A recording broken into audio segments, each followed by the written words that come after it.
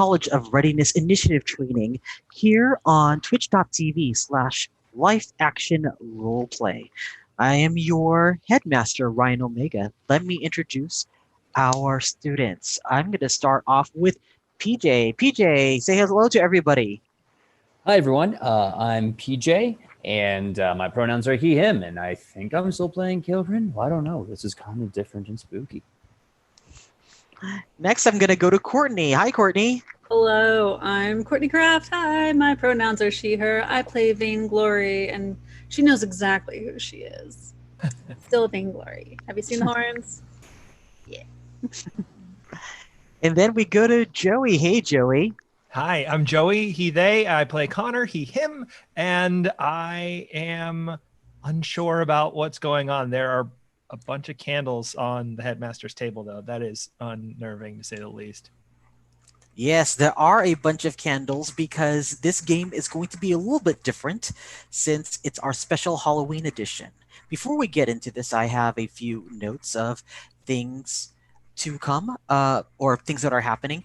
First of all, I want to thank our sponsor, Hero Forge, for giving us our wonderful minis, which will be seen in other episodes that you can see on YouTube. So if you want to catch previous episodes of live action you could catch previous episodes on our live action roleplay YouTube channel.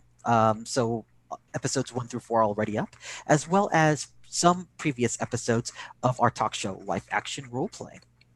I want to thank all of our Patreon subscribers who support us through live action roleplay, and thanks to Joe, our technical director, who's behind the scenes right now, who helped me set this up, as well as Bev, our illustrator, and Ethan, who composed the score for the theme song. So let's get into it, but let's start off by recapping what has happened last time. Who would like to recap what happened? It's been a few weeks. So to the best of your ability, what can people remember and tell us about what happened last game? Okay, Kael'ryn. So last time, if I recall, we were in Durnan's pub, the Yawning Portal, and of course we got attacked by someone who turned out to be our friend Tico from high school. We found that Tico apparently has joined some unusual society or fraternity, if you wish to call it that, and everyone in that society who was pledging was trying to make an assassination attempt that night to get in the good graces of this group called the Xanathars, to which I was like, dude, are you serious? Nah, dude, that's not cool. So we now decided we had to protect Tico and walk through the night to drop him off to Mirt's place, because we had to do a job for Durnan at Mirt, the moneylender's domicile. And as we were going throughout that evening, sure enough, a bunch of people from the Xanathars started trying to shoot us with crossbows, and then some other creepy robed men started casting spells. At one point, Syrah and I believe Konner got involved in some kerfuffle and convinced one of these people to spank themselves or to be spanked. No, it was definitely Syrah. Syrah was the doing the spanking. That's not the point. The point is, eventually, we got to Mirt's place, and we gave him the item from Durnan. And as Mirt opened the box, he showed us all the talisman of ultimate evil. And that's the last thing I can remember before everything kind of went dark and spooky. Very good. I was wondering if anybody else had any other details they want to contribute, or at least some of your personal thoughts of what you think is going to be happening from this point. I think that was a pretty accurate recap of everything that happened. Although I will say, at some point in all this, Vainglory got a broom. He did. And that is something that we need to focus on, and we need to make centerpiece of our future adventures. Vainglory has a broom now. Mm-hmm. Mm-hmm. What shall I do with it? It's going to be a lot of fun. A broom and a familiar. So yes, you guys knew about the familiar early on. My little baby, I love him so much. Yeah, you are totally representing the reason for this season, Vainglory. Aw. I didn't know you were so holiday. Yeah, it's very festive. Mm-hmm. All right, so let's get into this episode of Community College of Readiness Initiative Training. So we are in Mirt the Moneylender's mansion, one of the richest men in all of Waterdeep, and founder of your community college, according to your school orientation crystal projection. The floors are black and white, checkered marble. The frames are gold with landscape paintings of different parts of the realms, presumably places where he's been to as an adventurer. Several statues of monsters are in the halls, greet you, carved in realistic detail as if they could attack you. You are in his foyer, his servant in a doublet and pantaloons standing by. Mirt has just closed an unmarked wooden box that all of you delivered from Durnan, which had a horned skull pendant. Its eyes and mouth are glowing green, which we all learned is the talisman of ultimate evil, which is its actual name. Like I've shown people the D&D card in Terrifying. the past. Absolutely terrifying. I don't have it with me, but trust me, that is what it is called. Mirt's forehead is wet with sweat. Towel, he says, and the servant pats his forehead with a cotton cloth. Tell Chef Isabel we need 2 racks of lamb. And he looks over at the group. Make that 3. In the dining room, there's a large, heavy oak table. It looks so heavy that you are pretty certain that with the carvings that are in it, someone actually had to go into the dining room and carve everything itself, because there's no way that anyone could have brought that table out from the outside into the space. Mirt sits at the head and invites everyone to sit around. I want to get to know you all, but I know people get awkward talking to me. I want to go around the table and tell me your name, and in a single word, describe a virtue or an ideal that you possess. And when Sorry, you're I'm just gonna stop you right there. Why? Why? I thought we're saying for guys. We're saying for dinner now. I thought we were just dropping this off and then. Yeah, we have first day of school bonding rituals and all of that makes sense. And the thing where you just pass stuff around and meet your fellow students. But yeah, we actually kind of know each other pretty well at this point. Yeah. yes. Oh, guys, Like come on. I'm This good is- friends with Sarah. Where does she go? Well, no, guys, this is a great opportunity. We get to talk to the Mirt, the moneylender. Come on. This opportunity is going to happen once, and I guarantee you we're going to kick ourselves square in our opportunities if we walk out of that door right now. And I mean, I know you know all each other, but I don't know any of you. And I just know that you delivered this from Durnan, and there's an impression that several people are after you. It doesn't make sense to send you out. That would be irresponsible of me. Let me at least feed you before you have to leave. But also, selecting a certain word will tell me more about you than you awkwardly talking. What's your word? I'm the host. I get to go last. And he turns over to Kael'ryn and he says, "So what's your word? What word do you describe yourself? Your most ideal word?" Oh boy, ideals and I are not something that is very long acquainted. My name is Kael'ryn Camblade. I told you my father's full name, and it earned a door slammed in my face, which, quite frankly, I'm used to at this point. Gosh, as far as a word, Oh my God, Kael'ryn. This is a really long word. man, can you know what? Can Can I get a pass? Can I come back around later? It's funny coming from the guy who never shuts up. Yeah. Can't think of a word to describe himself. There's just so many, Vainglory. Like, I could think of so many words for you, but I am in front of polite company. It's okay. I have my own. Thanks. I don't need your help. Vainglory, what word would you pick for yourself? I would say I'm quite cunning. Cunning. Yes.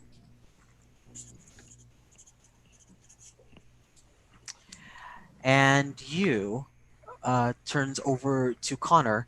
Konner, do you have your book right now, or is it put away somewhere? It's on my hip. He turns to you, Konner, and asks the same question. So what word would you use to describe yourself?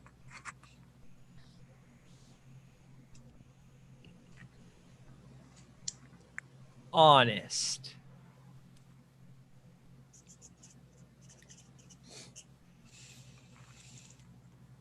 Now for you, sir, looking at Kael'ryn, you had a couple of your friends here answer with a word. Did you pick a word yet, or would you like them to pick a word for you? I feel like Vainglory has several of those, and if you do not have one, she will pick yours. No, I feel like letting Vainglory pick will be polling the wrong bias. So what I will say, and I know this will come with some shock and probably some derisive laughter from VG, but I'm going to say that and you can see Kael'ryn just kind of like cover up his head and rub his eyebrows with like embarrassment and frustration. I'm loyal. My word is loyal. Well, why do you cover yourself in embarrassment for such a steadfast word? Because I'm loyal to a few people. And I'm not loyal to a lot of people.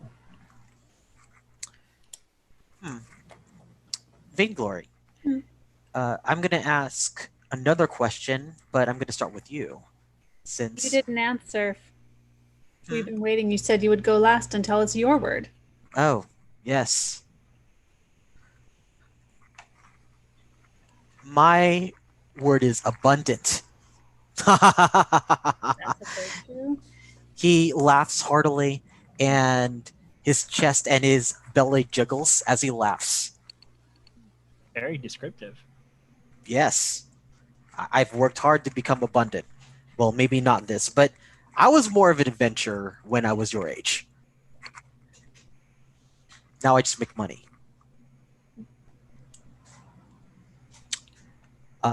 Now, Vainglory, if there was a word that describes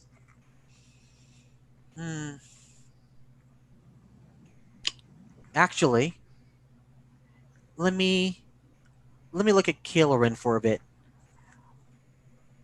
I'm curious, Kael'ryn, what do you feel is the worst word that you think Vainglory would describe herself as? Oh, describe herself. Oh, okay. Well, if she has to describe herself in terrible words,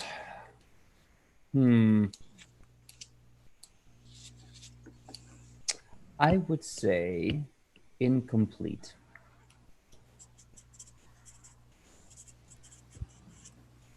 Because you're already a perfectionist, but that's the thing about perfectionists. They're never truly happy with their perfection. Konner. He just called you perfect. I'm by the transitive property only did I call Vainglory perfect. That's just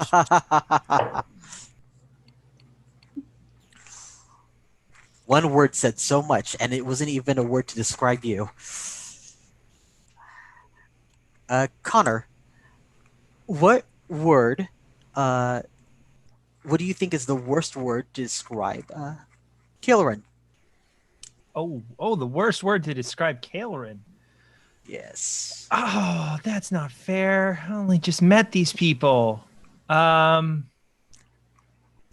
your first instinct might prove to be correct. I think the worst word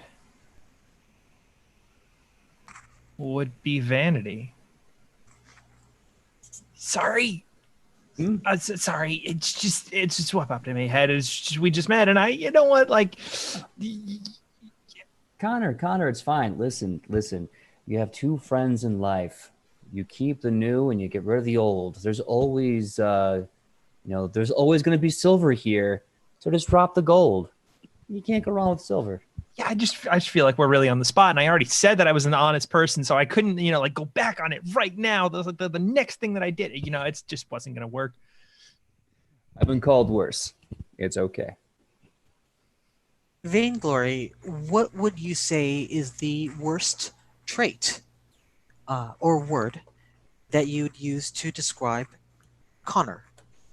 I would say that he is hopeless.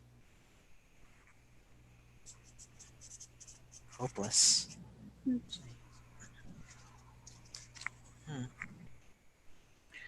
Mirt kind of chews on his piece of lamb as he studies all of you for a little bit. The conversation gets very quiet and stilted because it sounds like he's having these questions for a reason. And your word, Mirt? Oh. I would say if it was someone else describing me, they would probably say greedy. But that would be very incorrect. I think the worst word to describe me would be lavish. And he kind of points to everything. I didn't have to spend that much for a statue or this table, but I wanted it. And in order to do that, you have to make money. Greedy people don't tend to spend their money. Oh. You would think that. People who want to hoard for no other reason than just to amass collections. Those are the people who are problematic. Because if you at least spend your money, you're trying to drive the economy. If you're just hoarding money, then you're collecting things just to collect things and you benefit no one. You don't even benefit hiring people who are very good at what they do. And instead, you just hoard useless trinkets of gold. None of these things are useless. And he points at some of the statues. I have found some of the best artists and had them commission them. That's why whenever anyone asks me who are the best artists in all of Waterdeep, I know because their work is in my house. And I will get them work. So that's not greedy. He says with a very studied thought and immediately asks the next question. So, Konner, you were given the word hopeless, so I'm curious. What is one thing in your life that gives you hope? My family.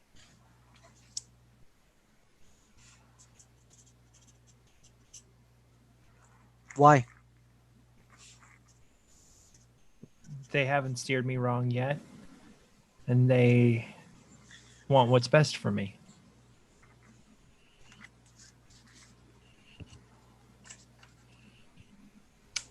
Kael'ryn?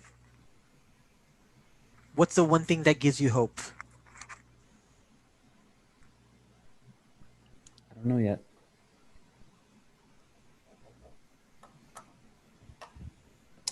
But I guess if I'm going to have hope in anything, it's that one day I'm going to know it gives me hope.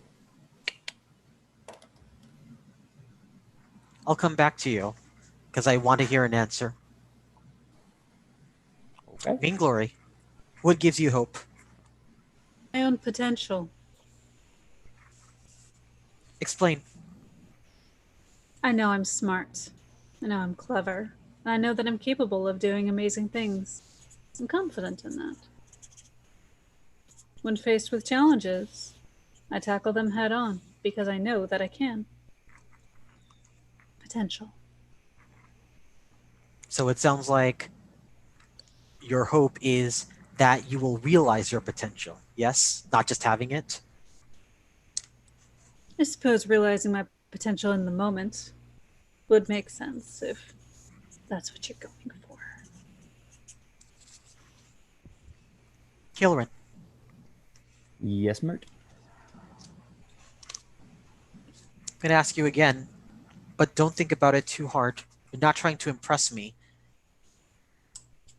Okay. What gives you hope? Two people give me hope.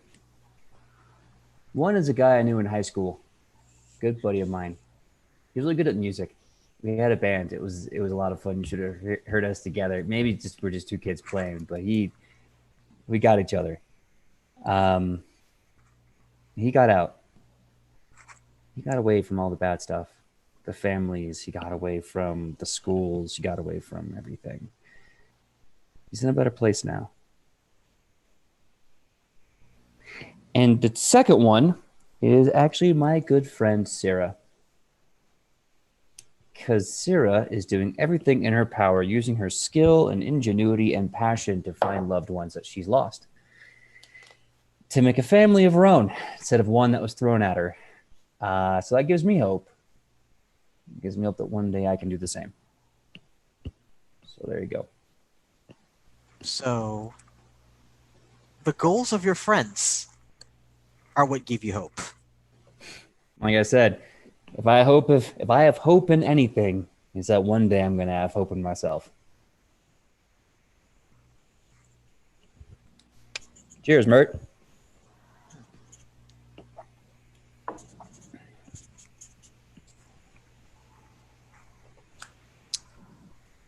He clinks glasses with you, takes a full swig, watches you to see how much of the drink you drink.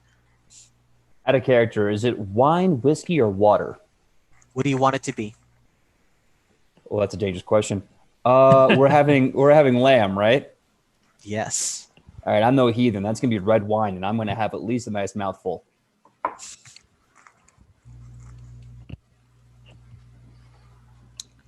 And, Kael'ryn, what is the worst thing you are capable of? Define the worst thing that I'm capable of. Like, on a scale of morality, legality, where are we talking here? Let me give you something more clear. If on the top of the mountain there was the thing you absolutely wanted, and 100 people were standing in your way, what are you capable of doing to achieve your goal? All right, Mirt. Now I'm going to ask a follow-up question. This is totally because I'm going to need this to make an answer. It is not at all to dodge the answer. I don't believe in dodging answers. So my question, more of a clarification, is this. These 100 people in my way, are they my friends or are they strangers? When you look at the faces of the 100 people, who did you see? I saw darkness, blankness, crowds, like an audience, just a big old pit of nothing. Is it because it's easier to go through 100 pieces of nothing than it is to go through 100 friends? I would say that's a very, very accurate assessment. It's a lot easier to go through strangers. It's a lot harder to cast some mind spells on people you love. What are you capable of to get to your goal? What's the worst thing you are willing to do? One of the last things I learned from my father, and this is something I feel deep in the coldest part of my stomach. The one thing that I'm truly, entirely capable of doing is reaching into your sleep in taking your dreams from you. Not your life, not your blood, not your love. I will remove from your very being everything that you want to have. And I will not blink. But I will feel kind of weird. Let's be honest. It's not something you want to do every day to take away someone's hopes and dreams and take away their livelihood. That's just rude. Isn't that right, Vainglory? I mean, maybe if you're half elf. Oh, those horns do such a good job holding up your halo. Mm-hmm. Vainglory. Smile at me. Same question. Well, I know that I'm capable of immense cruelty. I can break your spirit, make you just hate yourself, and wonder why you even bother to go on. You see where I get it from? This is my friend.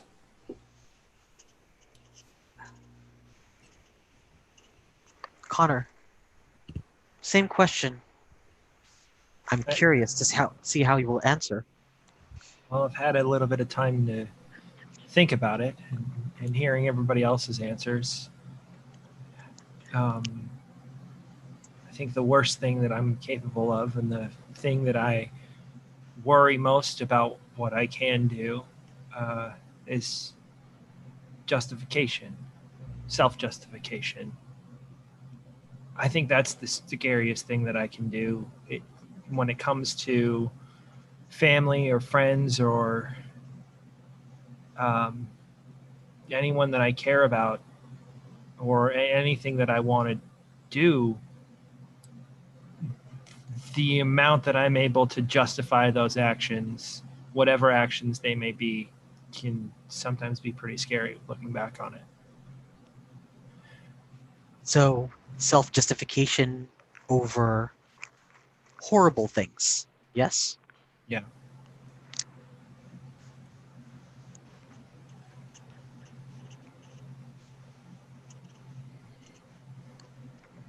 The conversation continues. Some of these questions are asked, and people respond in kind. Do you have any questions for me before we turn in for the night? It's not safe for you to really go out. And we can talk more over breakfast. Chef Isabel makes a mean breakfast full of salted bacon and eggs. The bacon is actually already in the basement. So first we had dinner, and now you expect us to spend the night here? Yes. My parents are going to flip out if I don't come home tonight. I will say whatever excuse is needed, even if it includes money. Well, I have Plus, no one there's and nothing. there's still like assassins out there. Yeah. Yeah. They're still out there. Yeah, and Vij, you kind of cut a very unforgettable figure with a broom and horns. You step outside, got a giant target on your back. Plus, I don't know if this is a deal for any of you. We've had a long day, and I could use some rest before getting into any more shenanigans. I could use something more than a short rest. I feel the need for a longer rest. Hey, Wow. I'll tell you what, if you need to, I'll even play you a nice little lullaby to help you get that rest. Because I think we all need a nice, long night's rest. I know I need it. Mm-hmm. It's been a day. Yeah. Mirt, I got a question for you while Vainglory's thinking about that. When I first met you, I told you my father's full name. You slammed the door in my face. Now, you aren't the only person to have that reaction, but I'm curious, because I find the reason is different person to person. Why do you hate my father? And you don't have to say now. I understand. He's a long-lived elf. I'm sure he's had many an opportunity to piss people off. I don't trust people who embezzle from institutions for their own whim and because they could. I just don't trust that at all. You know, I'm not even surprised. I'm just a little disappointed, Papa. Well, thank you, Mirt. Very appreciated. I have to admit, you should call yourself Honest Mirt from now on. Might help with the sales and the market. Not that you need it, of course, but little things like that always go a long way. What I found in business is that as long as you provide things that people need, honesty is a byproduct. You want to be honest anyway. I will have to write that down. That's a good note. Your beds are waiting upstairs. They're all decorated differently, so choose the one that you like. And I will see you tomorrow morning. Mirt gets up. He undoes the napkin from around his waist. He whispers something into the servant's ear, and he walks upstairs. You're all currently at the dining room table. You have some time to talk before you are all ushered to bed. Who is it? Just the three of us? Is anyone, any of other Mert's people around? The servant is there. Everyone else has gone to sleep. At this point, both Syrah and Rashid feel like that they like the idea of getting a long rest, so they decide to go up along with Mirt to just go to bed, leaving the three of you there. Boy, it sure was crazy hearing their virtues and stuff, right? Like the two of them, man. Ooh, I mean, like I kind of saw it with Syrah, but Rashid's. Yeah. Wow. I same. Man, oh man.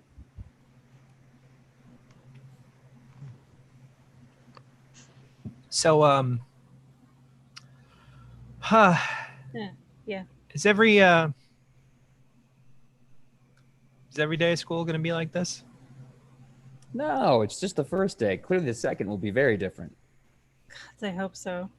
It's awkward and very tiring. So it's a weird trial by fire.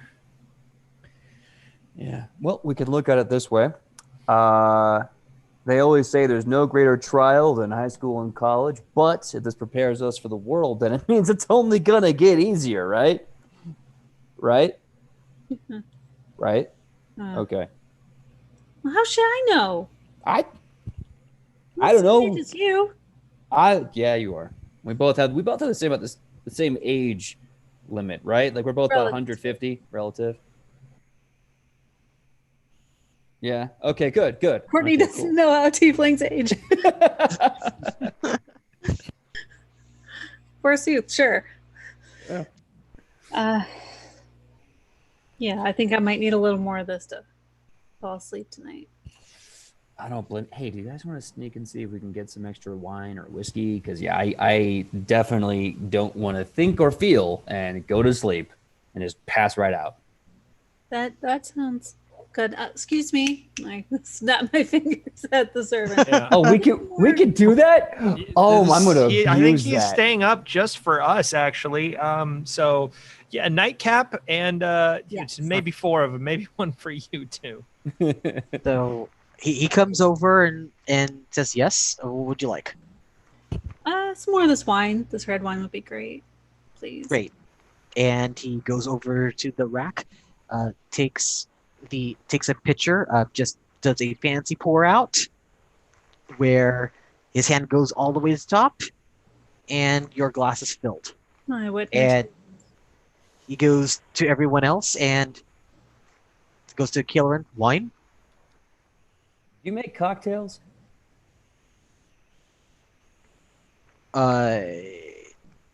What did you want with that? So I was hoping, if I could get about maybe 3 ounces whiskey, 3 ounces wine, mullet with some chili powder, and Oh my goodness, we're supposed to be going to sleep. yeah. Oh, it's gonna knock you right out. Yeah. So basically, like the equivalent of like a mulled wine with a little bit of chili flake and some whiskey. Make the whole thing warm, no ice, 2 fingers neat. Oh, that would put me to bed like a little silver baby. I have a proposition. I can give you wine and the hammer to the back of your head. Okay. How Oh, about I this? like this idea. No, VG, no. How about this? I will take the wine, and we'll just skip the hammer this time, and I'll just be very grateful for the wine. The wine a la carte. The wine a la carte, yes. Hold the hammer, please. Hold it away from me. That'd be great. Walks over to Konner. Wine. Yes, I'll take some. Thank you. All right, and also does the fancy pour as well. If you want some more, the wine is on this cart. Otherwise, your beds are waiting for you upstairs. And he stands at attention, basically waiting for all of you to be finished. It's good wine. Good wine. Yeah. They still managed to put in a little bit of a spice in there. It's really nice. I kind of like it. Yeah, I felt like you were over asking for the spice, and we already had a weirdly spicy red wine to begin with. Hey, well, you never know if you don't ask for it. Just saying, it feels like putting pepper on your jalapeno. Just doesn't need to be done. Well, what can I say? I like my things hot. And excessive. You'll learn this real soon, Konner. Don't worry. Yeah. Okay. So let's just go with the game plan before we go to bed. So when we wake up, we could just get right to what we got to do. So we're gonna go to bed. We're gonna wake up. We're gonna go to school. We're going to go to our next daily assignments. And also, holy famoly, do we actually know where we're supposed to go tomorrow? No idea. Theater play. Brain is mush. Yeah. Let's talk about this in the morning. Okay. Yeah. Over coffee and eggs. Yes. Yeah, Yes. we're gonna smell real great wearing the same clothes from yesterday. Yes. Many concerns that can all be tomorrow's problem. And maybe still assassins outside. I guess we'll find out. But in the daytime, it'll be easier to spot. We should have just asked Mirt for an armed escort. I'm sure he has one. To be Anyway. fair, And hopefully that's the plan. put all of us together, we make one pretty well-armed escort. I mean, you got the social justice paladin, you got the breathless one, you have the boy with the book, you have VG and her very appropriate transportation, and of course my wonderful skills. So I think we'll be okay tomorrow. Yeah, when I have spells left, I can definitely be of some use. Until then, however, sleep, please. Yeah, go. Shoot. You're ruining my wine. I say it with a laugh. I'm joking. So as everybody is ushered to bed, I'm curious. Given the multitudes of bedrooms, actually, in terms of D&D canon, his mansion is actually not very big. It's very practical. But describe for me what your bedroom looks like that you're staying in. Your guest room. I'm gonna start off with VG. I think mine wooden floor and like kind of like a dusty rose printed comforter, queen size bed, a bunch of pillows, more like flower decorations on the wall. For some reason, whoever designed this room is like, hey, florals. Girls like flowers, right? But maybe like wasn't that good of a designer. Artists. Konner, describe your room. I choose this one because it feels different from the rooms I've seen previously. The wood is a lighter color.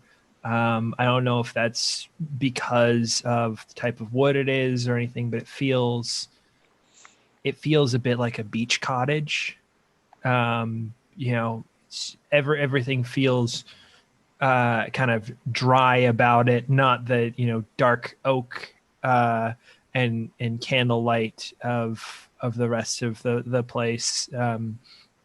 There's some kind of light in here that I can't tell exactly where it's coming from. Maybe it's just that there's no light and your eyes adjust. But it feels a little more open and a little more breezy as you lay down. Kael'ryn. So Kael'ryn is going to choose the room that's kind of Spartan. It's going to go inside. It's going to be very, very plain and simple, nothing fancy or efficacious. It's going to be a bed. It's going to be a desk with a pen, inkwell, and some paper leaves, and maybe even, if it's possible on this floor, to have a bit of a fireplace. And that's about it. Very sparse, very boring, very plain. A bed that he will probably only use like a quarter of, like sleep on half of the bed, even though he's got the full bed there. And he's probably going to spend the rest of his night writing a letter.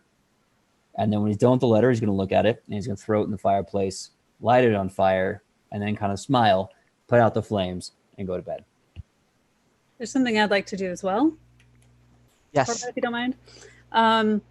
So I wait in my room and I just sit there and I wait about 10, 15 minutes. Then I peek out the door, look outside, make sure the servants are gone. And then I'm going to go to Kael'ryn's room. And I just let myself in. Okay, I am not sleeping alone in this place tonight. Something is like, am I the only one who thinks this place is like creepy and weird?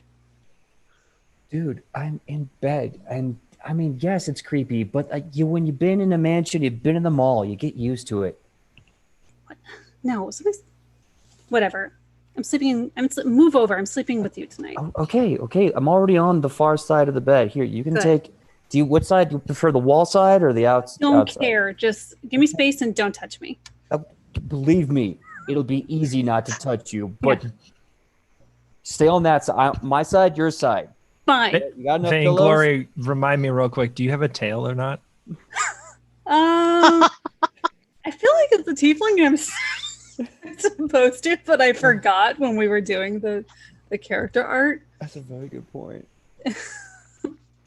I feel like you had one before. Probably. I mean, most tieflings do, right? Yeah. Did you have a tail job? Oh no. Oh yeah. You know, it's Working. Yeah. Some people get it removed when they start college. I lost 10 pounds the easy way. Ask me how. I got my tail removed. Yeah. I think it's more funny if I do, and it just kind of like keeps like flopping on him, like unconsciously. Oh yeah, or like in your dream, it starts moving like when a cat's sleeping and their tails go, and then going like, "Get your tail off me! Get it off me! I don't know where that's been." Ugh.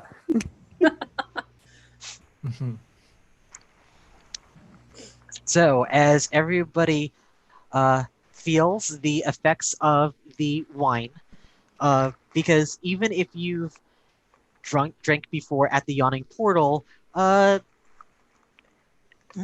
pays for the good stuff. So it went down smooth, and it's very potent, and you easily pass out. Everybody, it is dark when you are in your dream, and when you all wake up, you're in front of the old school campus for Elminster or Arcana High. You see the statue of Elminster. That's very distinct in front of you. You are all wearing school clothes. Konner, you have never been to Arcana High, and yet you are still Feels like I know this place for some reason, though, right? It feels familiar. Yeah, I got that feeling as well. Huh. Do I see any of them? Do I see Vainglory or Sarah or... You see Vainglory and you see Kael'ryn. You don't see Syrah. and you don't see Rashid. You just look around. Everything has a very there's a s- there's a wind in the air that smells very fresh. It feels like a lot of cut grass from mowed lawns. You Yeah. see the stones of the building, of which a couple of you are aware that these are illusions, but yet when you put your hands on these illusion walls, they feel textured against the palms and fingers of your hand. Hey, hey guys, where are we? We're at high school, obviously. Oh my gosh. Is it homecoming week? I don't know how the hell. Oh my gosh, I have to plan for the dance. I have to get the nominations in, and oh my gosh, I have so much to do. I'm late. I'm late, aren't I? I'm late. How did that bastard get us back in here? Hey, How did he do that? I was told it was never going to happen again. That we should not be here. We should not be here. This is not right. This is not. We left. We got out of there. What's going on, man? This makes no sense. There's so much to do. Oh, great. Now I have you two with me. Wait. Like you're gonna be helpful. We have to decorate the gym. We have to count all the ballots. Yeah, I have to book a DJ. I haven't booked any music for the dance. No, VG. Sarah VG. wants me to learn cheerweaver numbers for some reason. No, VG, stop. This is. He's not here, so this can't be real. This is. Remember, it was only real because he was here. We had. Not here. The school bell rings, and you see on the entrance of the campus banners with the words "Vote for Homecoming Royalty" this week. You hear lots of students around, but you don't see them. Presumably, they're coming from the insides of the halls. But there is an excessive noise that is going on. You know, I don't want that, but for some stupid reason, I really want that. I really do, and I know I don't. Oh, that just drives me crazy. Oh. Hey, no, guys, I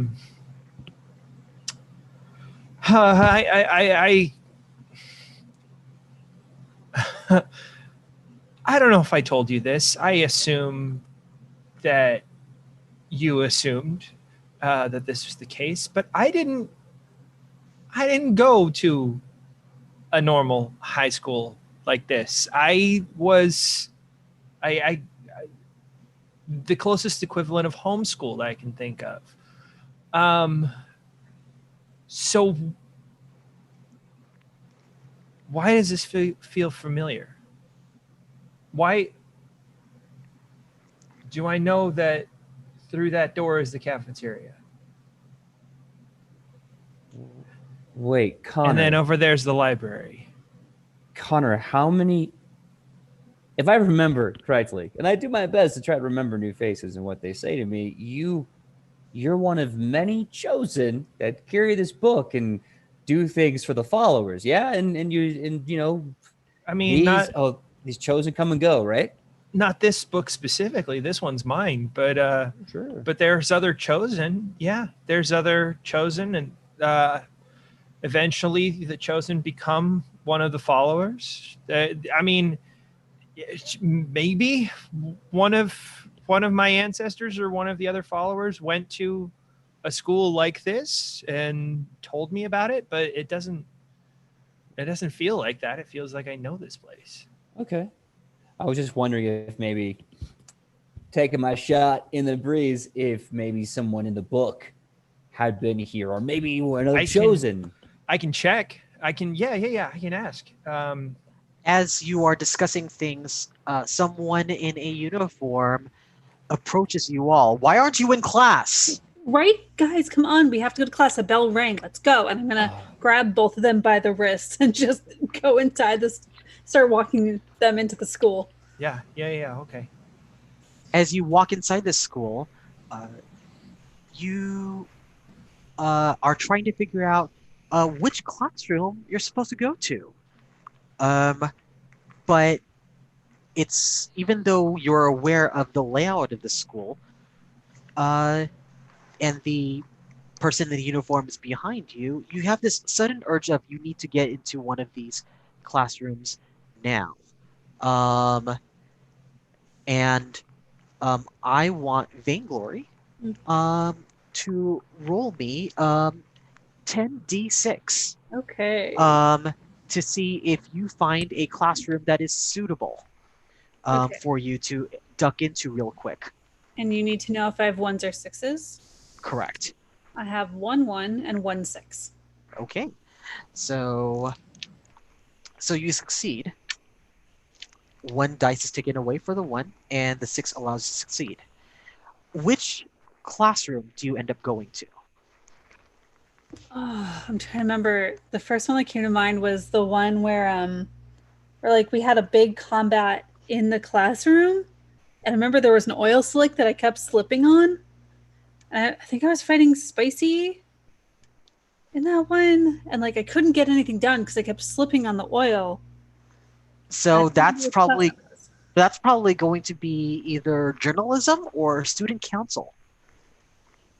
I think it's probably, for the sake of expediency, we're going to say that is the journalism class. So you get into the journalism class, also known as Eye of the Beholder.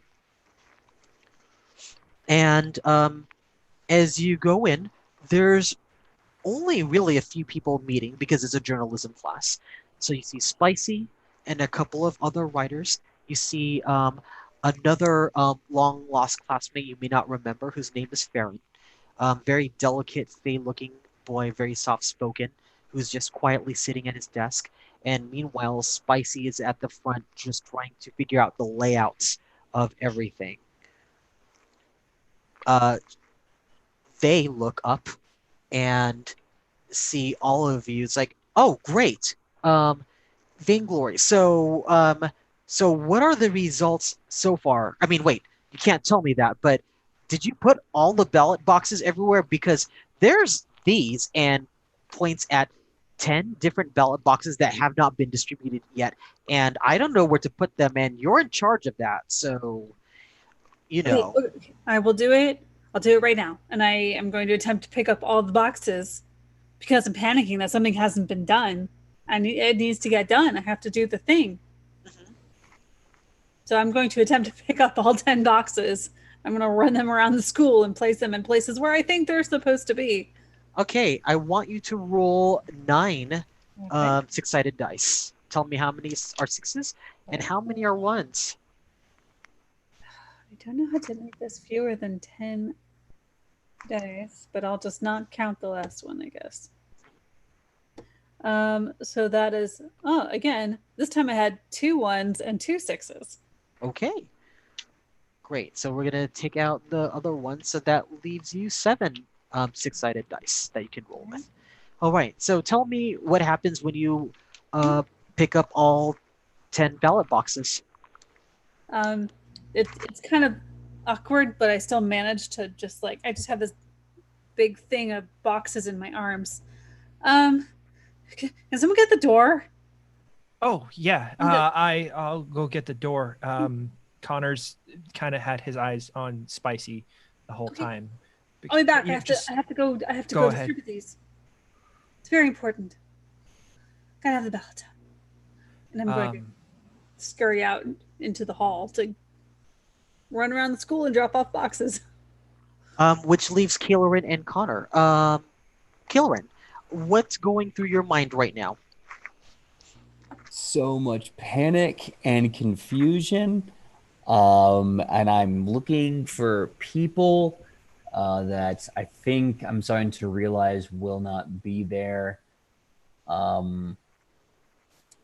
Oh God, and it's like this horrible regression. Like now I'm back in high school, like, and I'm just like I can just feel this weird bitterness coming over me. Kael'ryn's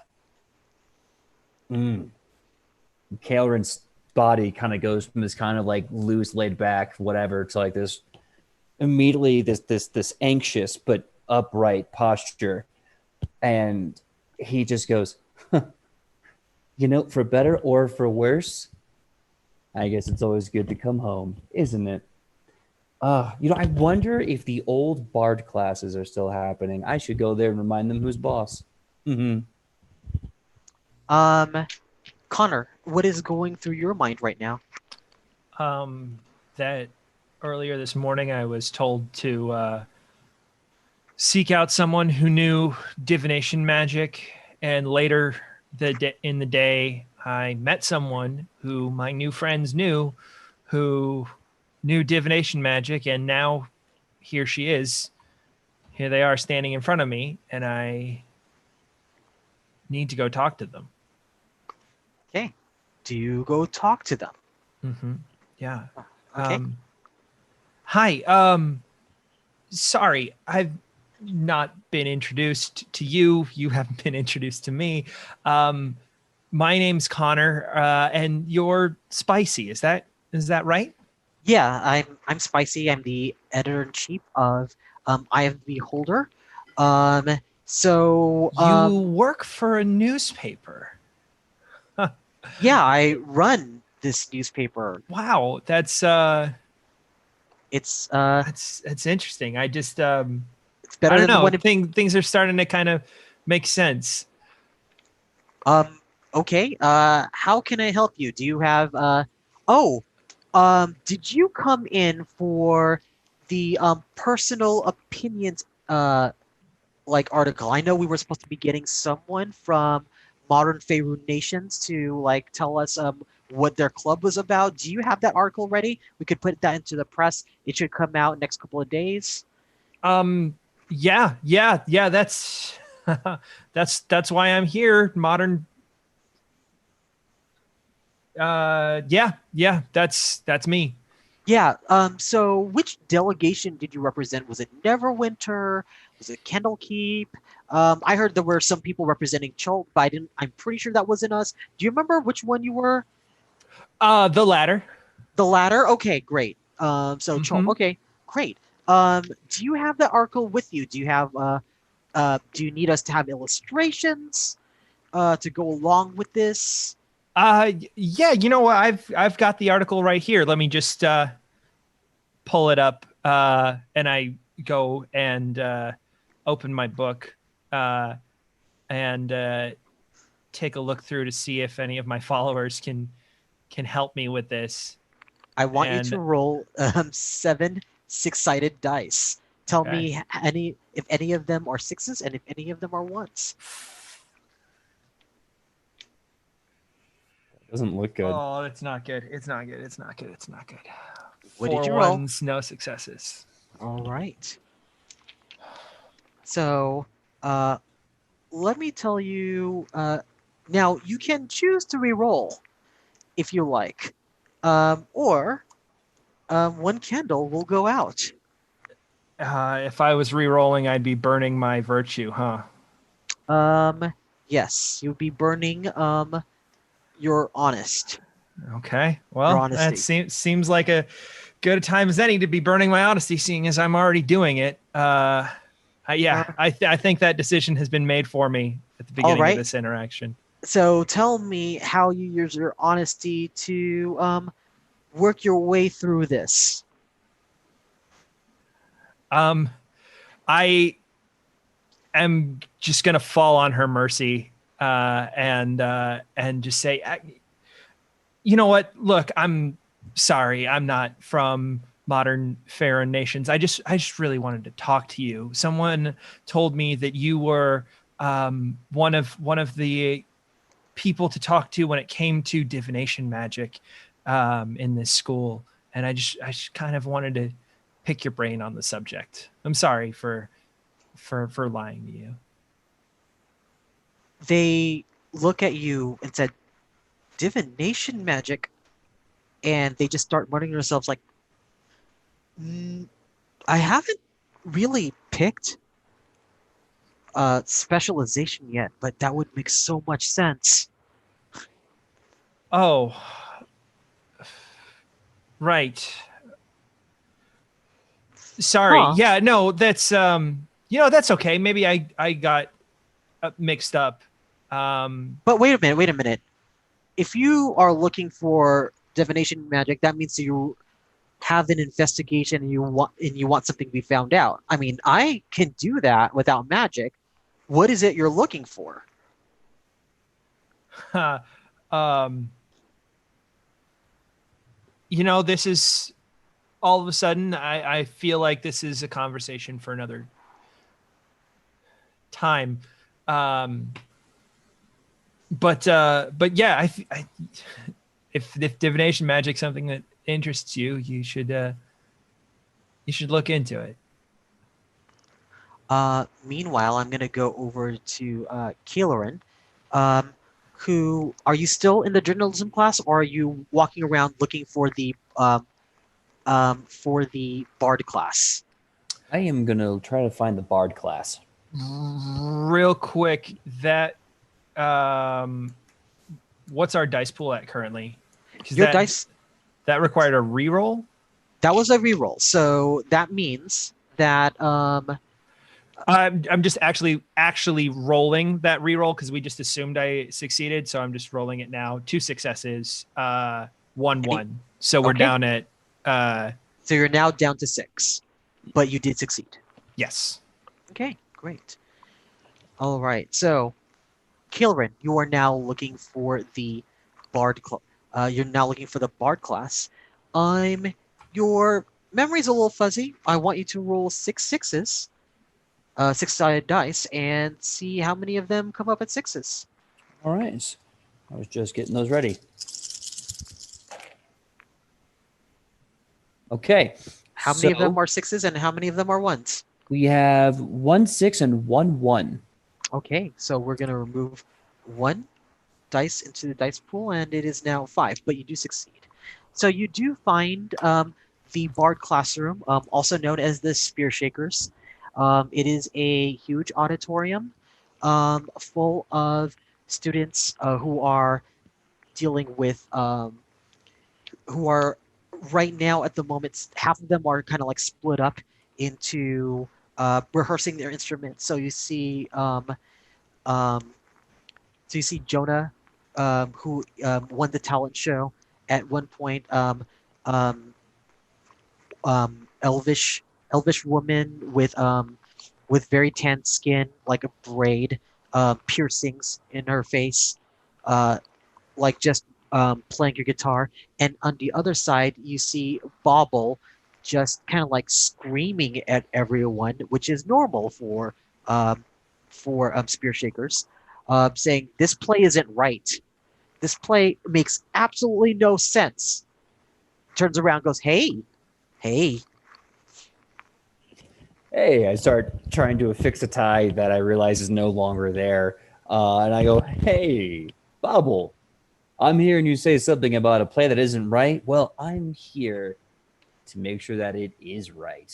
What can I do to help? Please, let's keep this low stress. Art does not come from pain. I'm kidding. Of course it does. I'm being facetious. Right. We all know that art comes from pain. Otherwise, we wouldn't be dramatic. This is true, and I'm saying this to everyone in the room like it's a note for them. Anyways, so the play that we've put together, I looked at it. It's trash. It is trash. And so what we need is we need something to put on after homecoming. So let me see. Well, one thing you get. I mean, it would be a miracle if you can get homecoming to be delayed a week or 3, so we can get this going. Otherwise, it's going to be going up in 10 days, and we don't have that kind of time. So if you can do that for us, that would be so great. Well, I am a miracle man. I can make a lot of things happen. I'll see what I can do to see if we can get this whole homecoming thing delayed, but it's going to have to be absolutely tragic. If it's going to make the whole school be okay with not having homecoming for an extra week? Oh, we're talking like back page in the yearbook tragic. So if you have anyone in mind, let me know. Also, if you don't have anyone in mind, and that's very understandable, maybe we can just do some punch up to this here script. Let's just say trim the fat and add some meat to those bones. What do you say? Okay, first of all, this is not home ec. Okay, right. So, Mhm. like, I understand where you're trying to go with the analogy, but now I'm hungry. Now I'm hungry. Okay, everyone, we're gonna go and eat. We're gonna take a break.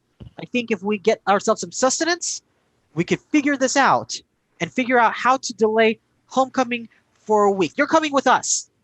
And grabs you. Little tiny hands still manages to grab you, and like is forcing you into the cafeteria. Meanwhile, Vainglory, you are busy running around putting ballot boxes everywhere. You put them in the quad. You put them. Obviously, you leave one in journalism.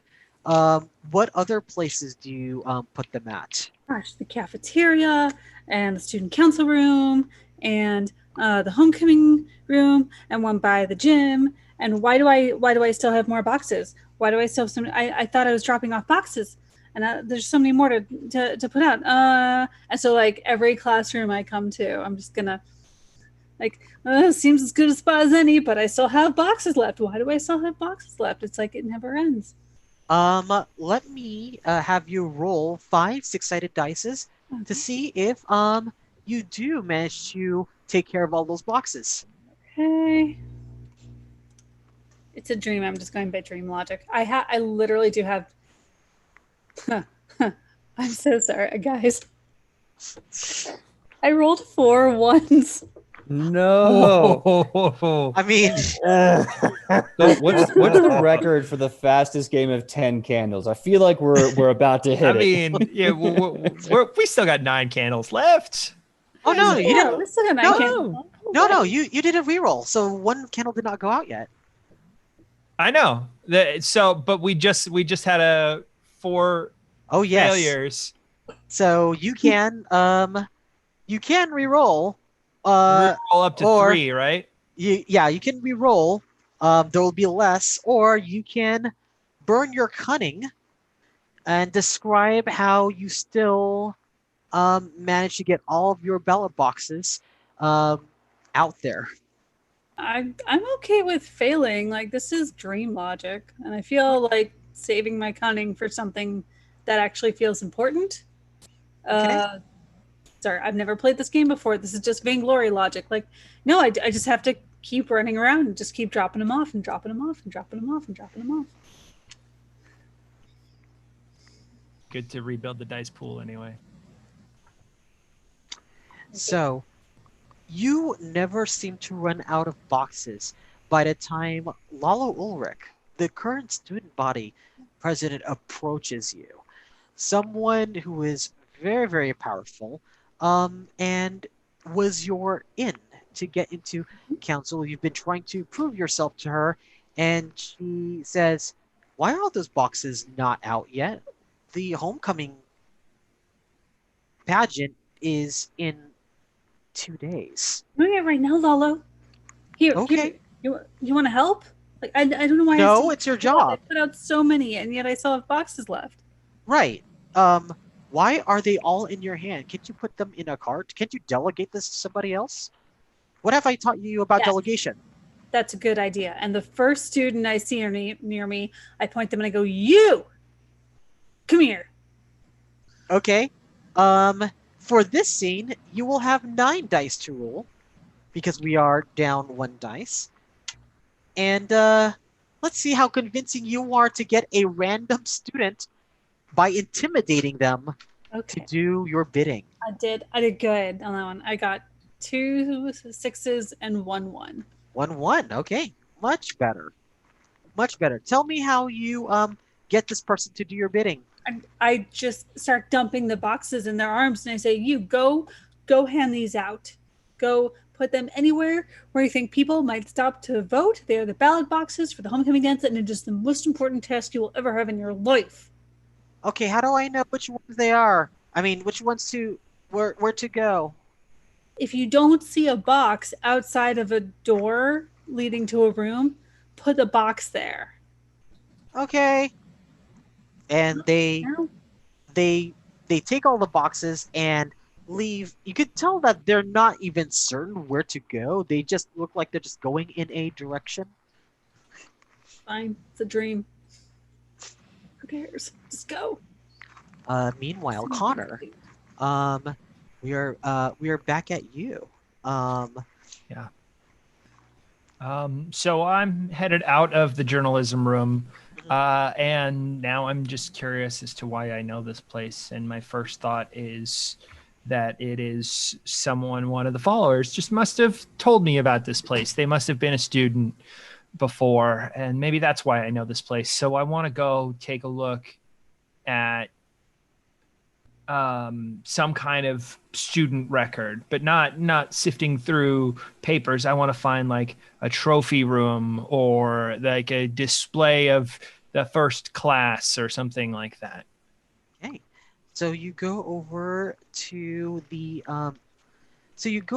trophy room, and you do see some awards, but and they list like things that they've won awards for. They have won awards in Stoneball.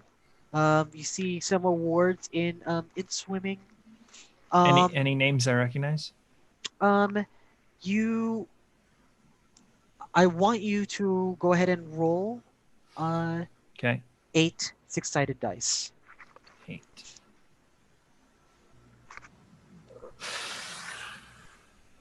I'm not allowed to roll anymore. 3 failures, no successes. Oh wow. Would you um do you feel hopeless enough to re-roll? Or will you allow this to pass through with consequences? I don't think I'm gonna burn the willpower on this. I think Okay. I'm just gonna suck it up and take the consequences. So you look at the trophy names, and you look at these names and are like, okay, I have no idea who Noah Maganel is. I have no idea who Acton Falche is. I don't Mordax.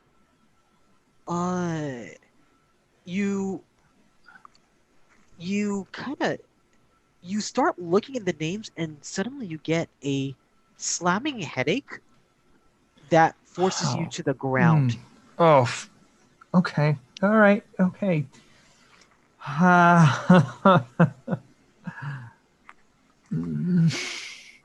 Yeah. Yeah. Okay. I'm gonna sit here for a bit. Um, During this time, because I did forget this portion, um, I want to go around, um, the circle and name some things that we know to be true from this dream. I had forgotten to establish that after a candle goes out, because that is We're burning through candles too quickly. right. I But don't know how this game works, so I don't know if we're doing well or doing terribly. It's fine. I'm just hoping. We're always doing well and we're always doing terribly. Gotcha. That's the beauty of this game. All right. yes, so So I'm we're gonna- down. We're down one more candle, correct, Ryan? Yes, we are down one more candle. But let's go ahead and start off with things that we know to be true, and we're going to start off with 9 different truths before we continue. I'm going to start with Connor. What do we know of this dream to be true? And whatever is said, we do accept this to be true in this particular scenario. One thing we know to be true. Gren is not here.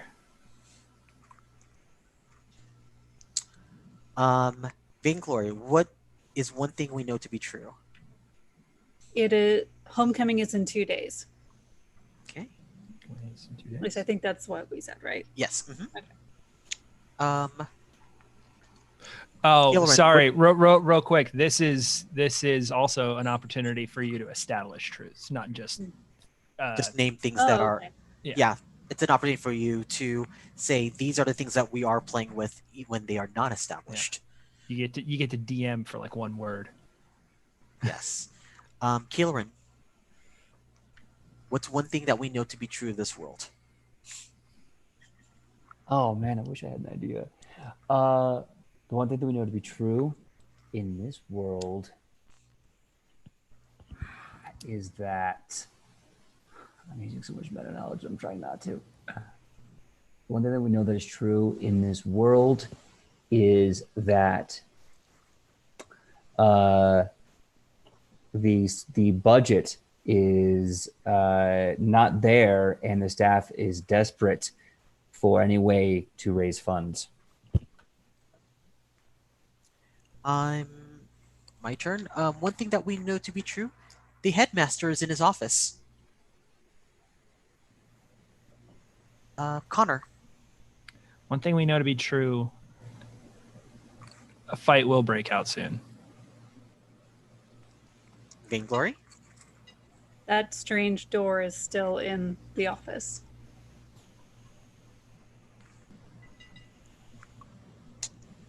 Kael'ryn. One thing that we know to be true is that Vecna Prep has found the back door into the school.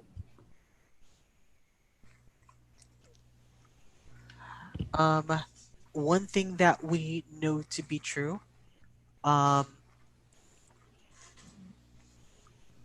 Thorjohn was not good about keeping the teleportation room secret.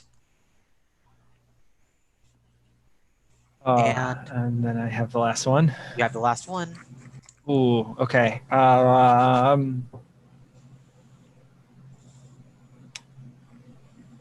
One thing we know to be true: time is not moving as it should. Now that another candle goes out, we're going to do this again with 8 more turns. And we're going to start with Vainglory. Okay, gonna go on the personal level this time. Thrax and I are together. Okay. Kael'ryn. I am... Oh boy. Okay, I'm gonna go personal, different direction. Sierra is dating one of the Stoneball players. I'm gonna say Sierra is dating Noah Maganow, despite that he's in the closet. I didn't want to force that upon him, but I'm writing a note about that. I like that. Sorry, say his name one more time. I forgot. Noah Maganow. No, Maganow. Right. Okay. Yeah. He was cool. Yeah, I believe that we're on, let me see, 1, 2, yeah, we're on our 4th one. Konner.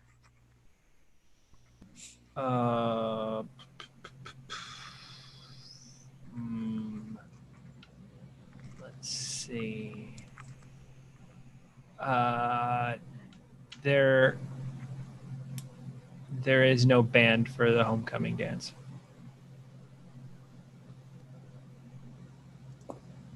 Vainglory. Me again. Ah, shoot. And think of another. I'm gonna say that Kael'ryn has found my journal and has read that first page. Because that was something very significant he did in the first game. Yes, I actually still have the in-character, out-of-character note about reading your book 2 years ago. And note for anybody who's watching this, this is a game that had been going on for a couple of years, so many of these references you might be like, "What?" Yeah, this has just become the home game again all of a sudden. And, Yeah, like, it's what's inside, going on? It's inside joke theater. Everyone's all like, "Who the hell? What the?" Alex, you talk amongst yourself. He's smart. He'll figure it out. Yeah, Alex, do some fan theorying with the chat and let me know what they come up with. Kael'ryn, Mm-hmm. your turn to come up with the truth. Oh boy. Okay. And I think I have the last one. Okay. Or So no. Joey has the last one. all right. So we're gonna go with this inside joke theater. So if the door is still there, the girl is still there doing the announcements. Lyra. Yeah, Yep. Lyra. I was gonna say Lucinda. Lyra. That's not right. Lyra. Yep, Thank Lyra's still in there. Ooh, you took the one that I was going to say. you. Yeah. I'm gonna say what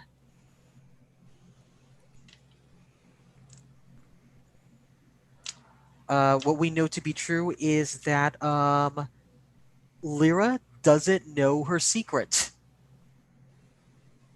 Okay.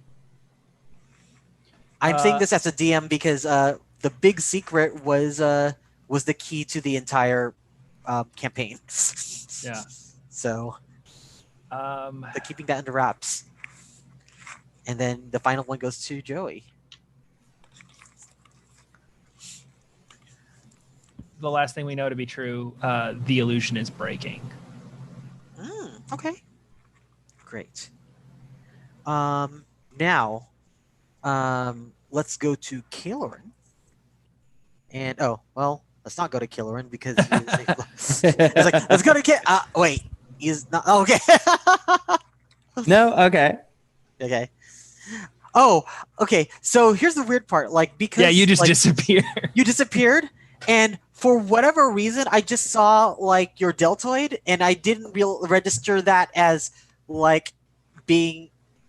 For some reason, I thought you had left your chair, and I thought for whatever reason, the color of your chair was white, and so I thought you had left. I didn't realize that the virtual background was just making the rest of you disappear. This is the most lighthearted game of 10 candles. Hold on. I want to see my magic trick works. Now you see me. Now you don't. Oh, yeah, it works. Okay, cool. So now you see me. Poof, now you don't. Back. Okay. It's the stupidest magic trick ever. Okay. Oh, yeah, we got to be super spoopy for this. Okay. Okay, so Kael'ryn, right now you are being dragged by Bobble, out to the cafeteria, where they're gonna, where they sit in their own little lunch area. Not because they're outcasts, because they have their own group and no one can sit with them, except for you. At which point, like someone comes in frantic trying to figure out where to put the ballot box. And it's like, wait, where's the best place to put this here? And kind of looks around. It's like, not sure.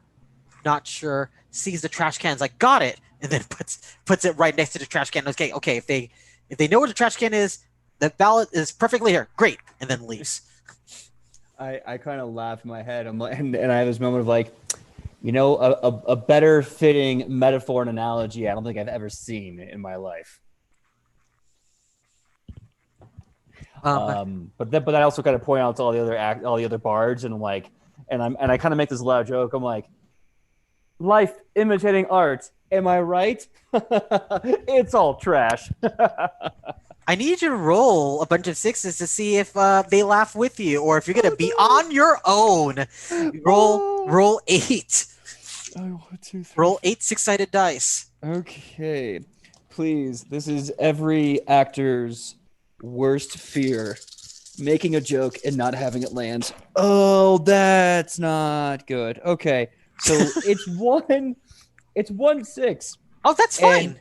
But it's 3 1s. Oh, okay. Yeah, it's not fine. All right. So it's still a success, but we lose 3 from the dice pool, right? Oh. Yeah. Tell me how the others react to your joke, Kael'ryn. So it's kind of like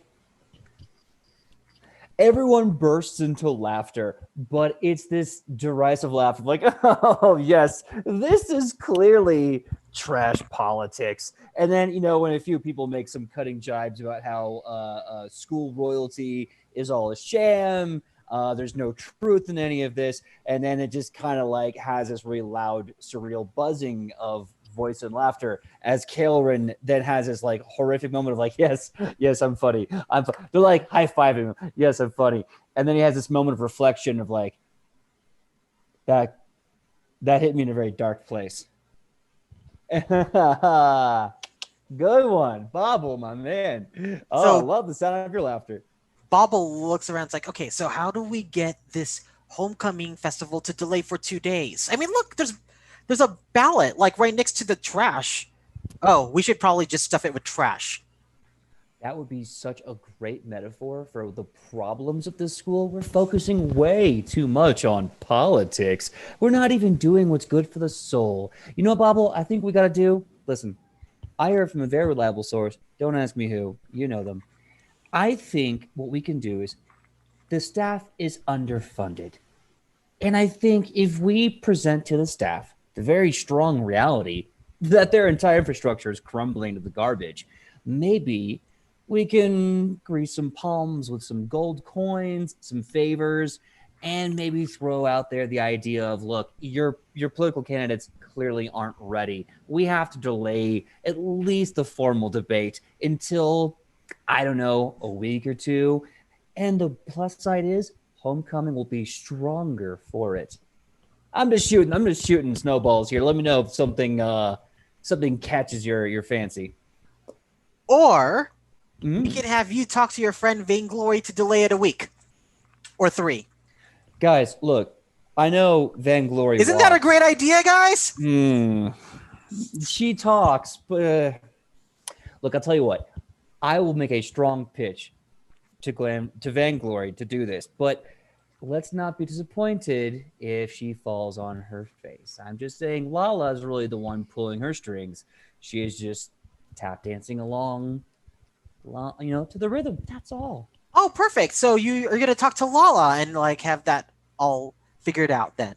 You can go above Vainglory. So there's someone more powerful than Vainglory, obviously. Obviously, look, I mean, she's a very powerful woman and very big boots, but there's always a bigger booted woman above her. And I'll make sure to talk to Lala. Don't you worry about that. Okay, great.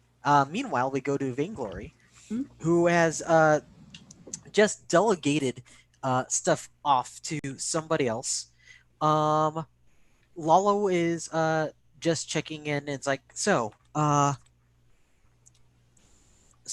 I have still trying to figure out who to endorse for student body president for next year. I have to think about this now. Do you have any suggestions, Vainglory? Forgive me, Lalo. You have to think about it. I mean, yes. Isn't it? I thought you were going to endorse me. Yeah, but I want to know who you thought was your competition. No one's my competition. I'm clearly the best choice. I'm organized. I'm a straight-A student. Right. Shining example of what Arcana High students should be. Yes, but shining examples don't always get elected. Now, do they? Well, see to it that I do get elected. You and I both know that I'm clearly the right choice for this. Or you can get other people to help you. Why don't you ask like some of your friends, like that one guy with the book? He looks like he should be popular. Like he's always talking to several people in that book. Oh, Konner. Yeah. Yeah. I'm Clearly influential. I mean, like if you get him to talk you up, probably it would be good. Granted, it's a few months from now, but you can't start too early, especially with homecoming. Now, if I know you're organizing homecoming, you can dictate who probably gets in, and we have to be fair about the votes, of course. Right. Sort of fair. But if you can at least use that to your advantage, I think that would set things in a good light. Don't you? I think so. So question, are we at the point where the candidates have already been selected and announced? For Homecoming King and Queen? Oh, you should know that. I mean, you're in charge, right? Sorry, that was an out of character question. Ah, okay. At So what point in this timeline are we? okay, good question. Well, Okay, wait. I established the truth that Thrax and I were together, and that was after the candidates were selected. So yes, Okay. let's hear who the homecoming candidates are. okay. So then we're playing with that. Yes. All right then. Not chosen. I've delegated someone else to send the box.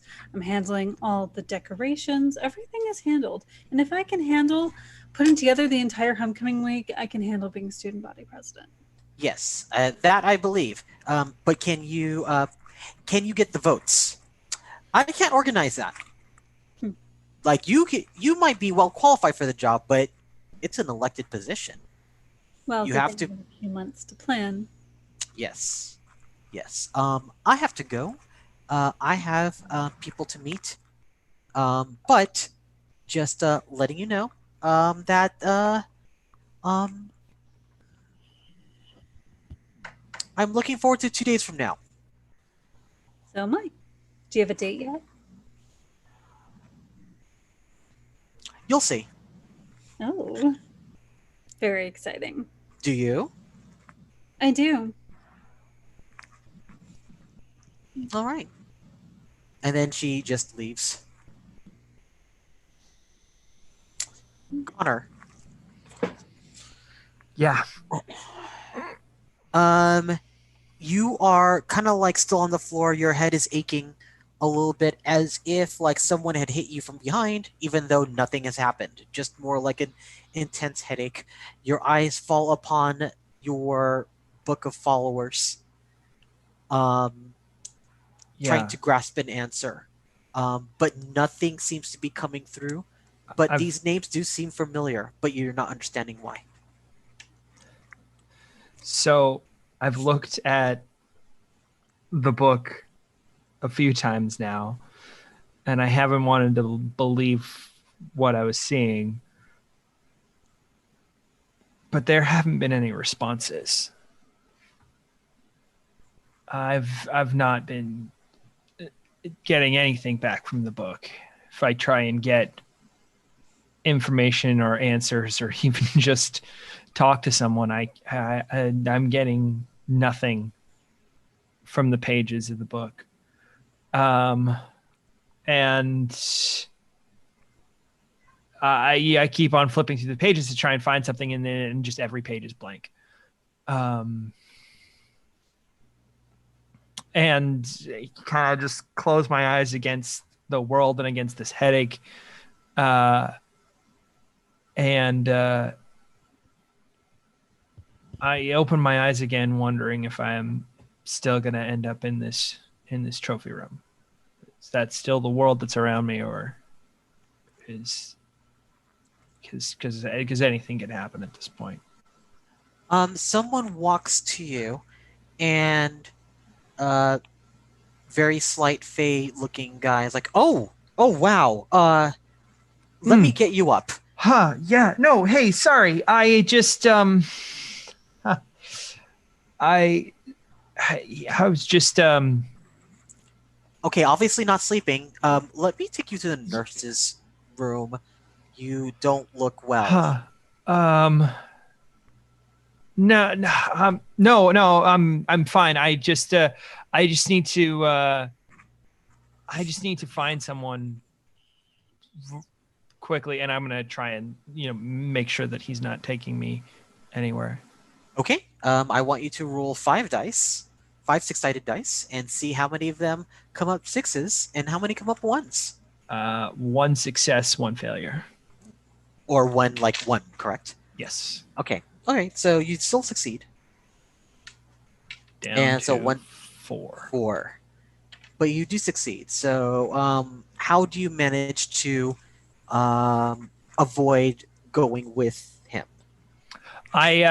So if they reach out for my arm, I'm gonna kind of pull away, but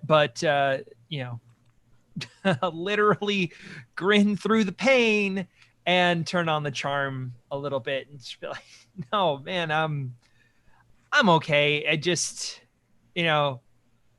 just had a smithy class earlier, and the fumes just got to me a little bit. Just trying to get some fresh air. Don't worry about it. All good. I'm actually, I'm gonna head out to the grounds because this room is too stuffy. I don't know why I thought this is a good idea. I mean, I guess it's those fumes, right? Playing with the brain. I'm gonna head out to the grounds and just clear my head. Yeah. Thanks, though. Thank you Yeah. so much for Yeah. reaching out to a fellow student. What was your name again? I'm Farron. I saw you come into the journalism class. Yeah. Farron, Yeah. I have not really had the pleasure of talking to you all that much, but I gotta say, this makes up for it. This is a great conversation that we've had. I think that we are going to become firm friends from now on, but not until after I go out to the grounds and just clear my head from some of that smoke. You haven't been a writer for very long, have you? A writer? No, not for very long. Some people say talent just comes naturally. Some people say you got to work for it. But I let the readers decide. Mm-hmm. Okay. Well, I don't want to keep you from going outside, so I guess like whenever you get that article ready for, I guess, Chult for Modern Favored Nations, just give it to uh, just give it to my boss. You know what? Spicy and I reached an understanding about that. And Spicy is expecting something different from me. Oh. Not exactly able to talk about it right now, but just know that you won't be looking for that assignment from me. Spicy's looking for something different from me. Okay. Well, then I guess I will see you around. And he just kind of takes off like nothing is, and just heads off into the direction of the Key Club.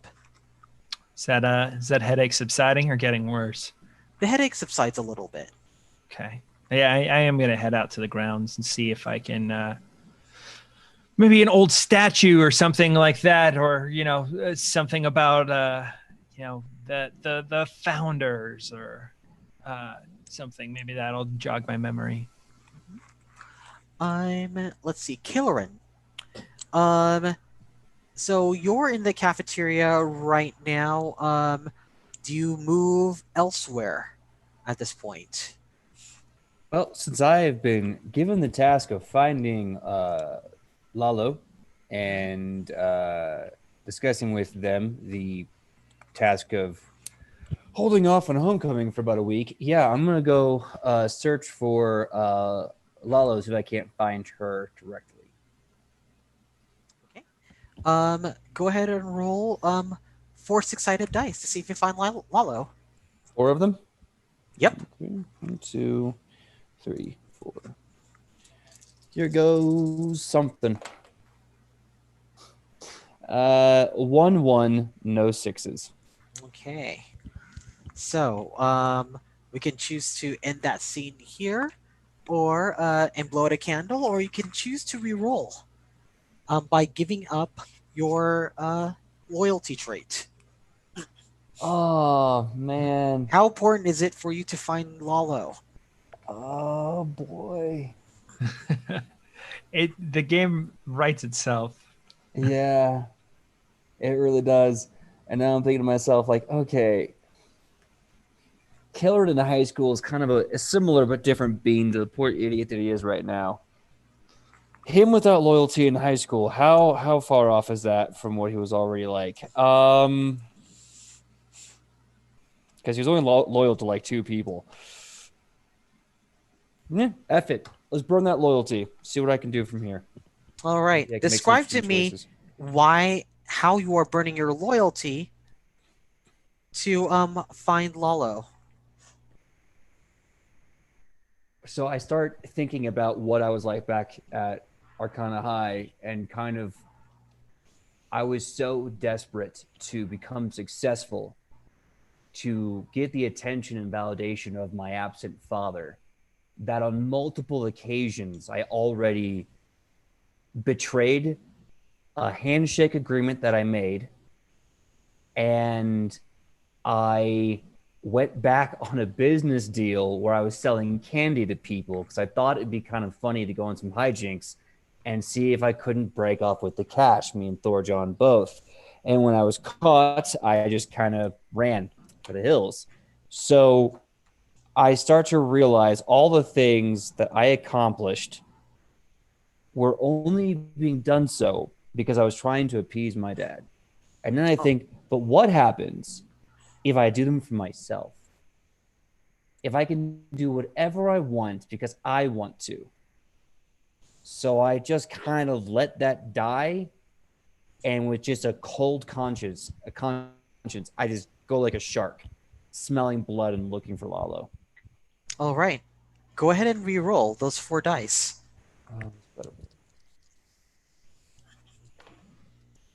Okay, not bad. This is good. So we have 2 6s and a 1. All right. So you only lose 1 die. Down to 3. Okay. You're down to 3. So where do you find Lalo?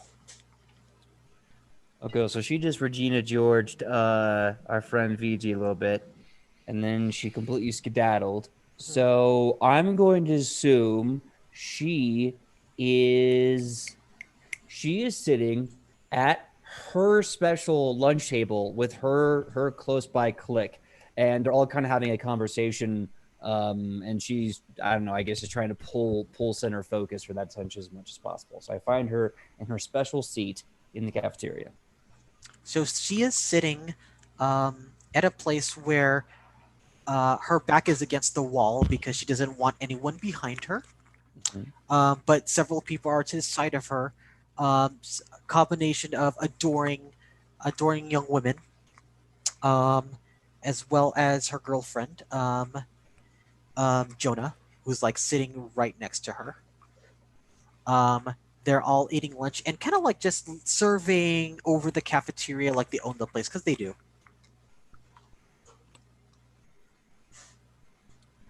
All right. So you are looking in the direction of Lalo, and you know that she's right there. She looks in your direction and says, "Can I help you?" I look to her and I say, "Yes, you can, Lalo. I think that we can help each other for the sake of the best homecoming that can possibly happen." Yes, so you're going to help Vainglory? That's what I heard. I have not been tasked with helping Vainglory. However, I am tasked with making sure that we get some extra time. I know, a delay sounds terrifying. People are expecting it. However, the school's budget's low. Not everything is there yet. I mean, have you seen the ballot box that was put in the trash? Clearly, these students don't respect you. They don't respect the administration, and they don't respect the homecoming you have planned for them. I think if we give them a few more weeks, or a few more days, I should say, like maybe a week, we take this time to raise more funds. We take this time to get a better political campaign going, and we have more time to secure a stronger and irrefutable homecoming, then everyone will look to the committee that made the wise decision to take this time off to put this tremendous evening together. Okay, so first of all, I'm assuming you've never dealt with a student budget before.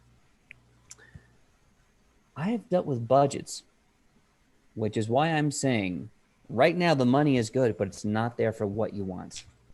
Yes. And that can be fixed. Yes, it will be fixed because that's the reason why we have homecoming. Homecoming tickets are some of our first income for homecoming, or for the student budget. So if we decide to postpone it a few weeks, then that means certain activities will not get funded. Sure. However, if you make a stronger homecoming with a stronger advertising timeline, you're going to get more net revenue as more people are drawn interested. And like the old saying goes, like a wise man once said, Mirt, he told me this himself, sometimes you got to spend money to make money. If we How do you know Mirt? Oh, he knows my father. We go back. So what I'm saying is if we can take a little time off to pad the budget a little more, we can present a superior product and make a superior budget return. Okay, so first of all, that's not a decision I can make alone. That requires approval of the council. There will be a council meeting at the end of day today. You can present it there, but keep in mind there's a lot of people to convince because some people have dates, and this is going to go up in 2 days. So I'm going to allow you the chance to either convince everybody or make a total fool of yourself. Well, that's life. And But- if you don't show up, we're going to all make fun of you. Well, I have a feeling that's not going to be an issue. But if I go forward knowing that I have your support silently until you have to make publicly your support, then I know going up there that I have the best confidence in this presentation, and we can together eventually make a strong stand for the committee. Yes, save it for the presentation for the Will end of the do. day.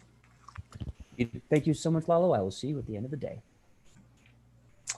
Meanwhile, with Vainglory, at this point, all the ballot boxes have been dispersed, and you kind of hear like just someone coming up to like, "Is it true that homecoming is getting pushed back?" I'm sorry, what?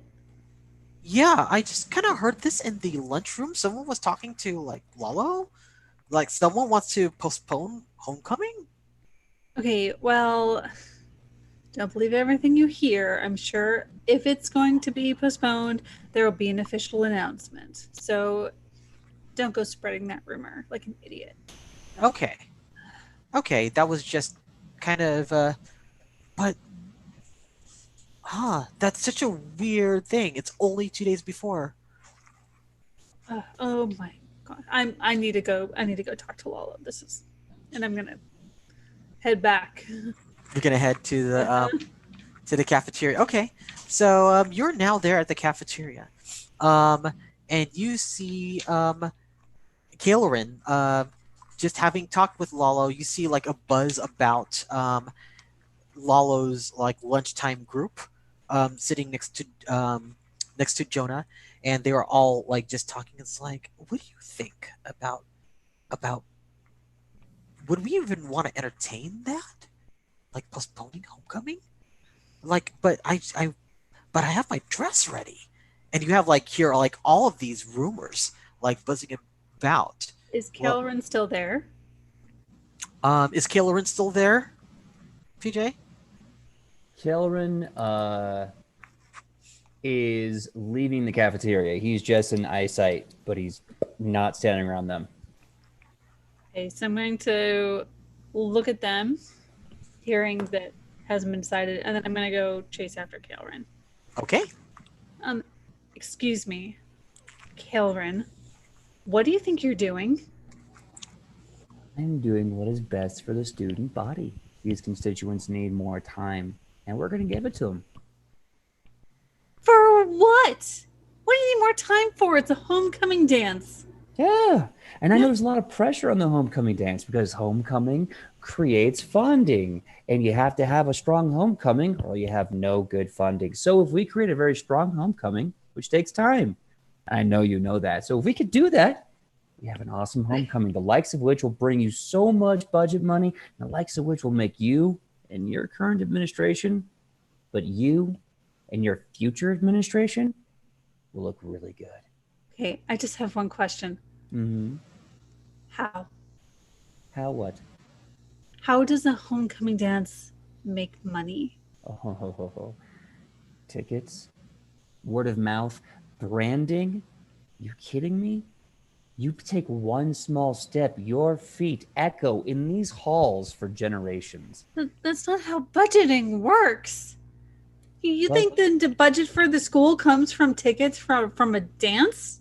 Oh, I mean, I knew you Not weren't just very that. smart, but sheesh, come on, Kael'ryn. not just the budget for the school, the budget for prom, the budget for other events, the budget for clubs, the budget for the entire What do you body. really want, Kael'ryn? Let's see right through you. I hope you like what you see. The only thing I want is what's best for everyone. I think it's always what I wanted. So if I figure out how, and I think if we have enough time to sit down, think about this, and add more money to the budget and create more work for this homecoming, we'll see great returns.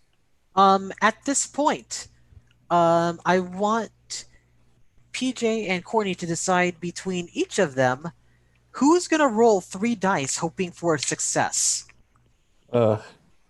I think it should be you because you're the one trying to sell me on this bullshit. Yeah, no, you're right. I'm totally Aaron Eckharting you right now. I'm gonna try it out. I can say names, right? I can say people's names. Okay. And now. Oh yeah, and I did it. But for future reference, I don't oopsie daisy myself into what I think is just like a fun little reference. Oh, okay, cool. So that's 1-6, no ones. Woo. Oh, okay. Oh. So you see behind both of you a small crowd gathering around you, listening to your back and forth. But no one is saying anything. No one's spurring you on. They're just listening and paying attention to see how this goes. I'm going to put that scene on hold, and I'm going to go to Konner real quick. Konner, you go outside to where the quad is. And when you look across the quad, you see a very beautiful looking temple that is with a very tall spire. It looks like it's made of ivory. And all the signs that point to it mention that it is a temple, or the temple, a studies temple, essentially. You see people of different faiths go in and out. Like, you may not be super familiar with different religions, but you definitely are aware that other faiths do exist. And some of the people either wear like some kind of clothing or medallions that mark their faith. Okay.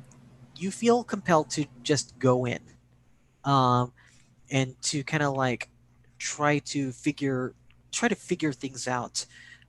When you go into the rotunda, the place is very echoey, but it's a very large room, so that people in one side of the room can do their silent prayer, or do their altar or burning or whatever it was, their dedication to their god.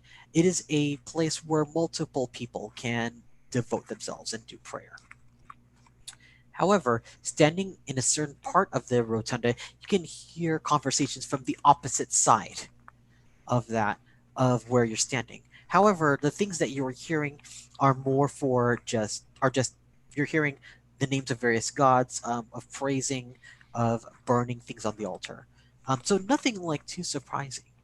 But you do see your book kind of like just jostle itself a little bit in your hands. There is definitely a little bit of a power that happens here. Okay. Do you choose to do anything? Is one of the alcoves free? Yes. Okay, I'll make my way to one of the alcoves, drop to my knees, open the book, lay it on the ground, and take a look to see if there's any writing. Pop it open, kind of say, "Hi, everybody. It's been a long time since I've checked in. Haven't checked in from a waking nightmare before, but here we are. First time for everything. How's everybody doing out there?" And then I realized that I have to be much quieter in this room, and I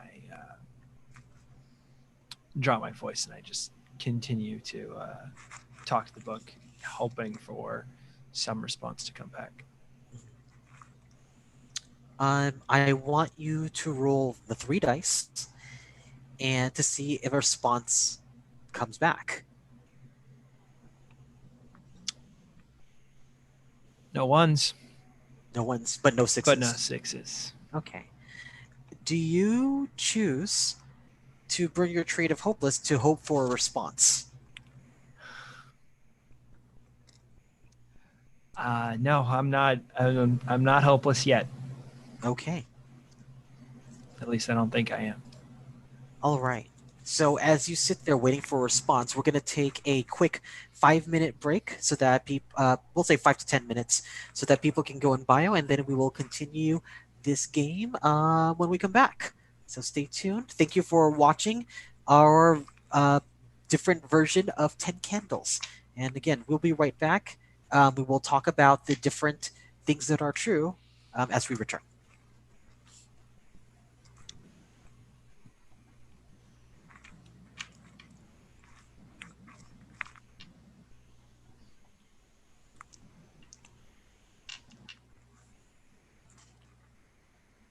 Are we clear?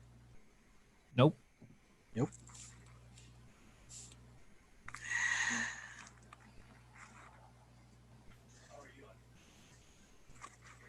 Yeah.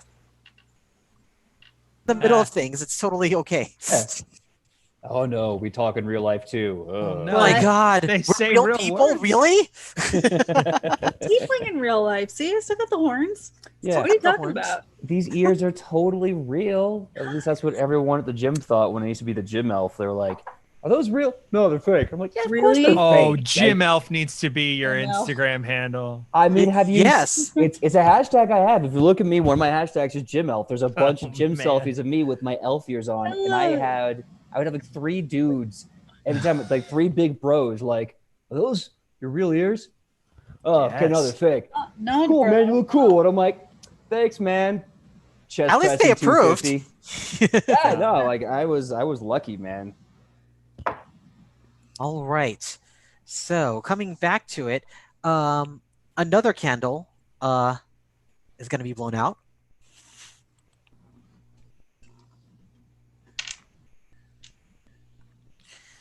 So if you just joined us, we were playing a variant of 10 Candles, maybe not the type that you are used to, and to be frank, not the type that I'm used to either, but this is what happens when you try a format in a game like this. So let's start off with 7 truths that we know to be true. Let me see. Let's start off with Konner, because you had to make that roll. Okay. What do you know to be true? One thing we know to be true: the followers cannot reach Konner here. Wow. Okay. Going for the big guns. Vainglory. On the opposite end of that scale, I will say that Alice is watching everything. Okay. For those of you at home, Alice is my patron. I'm Yes. a warlock. All right. The deltoid known as PJ? I'm writing notes. Okay. It's just kind of surreal. It's like, wait, I see it's just a shoulder. Hi, I'm PJ. Okay, so another truth. The one thing that I know is true is that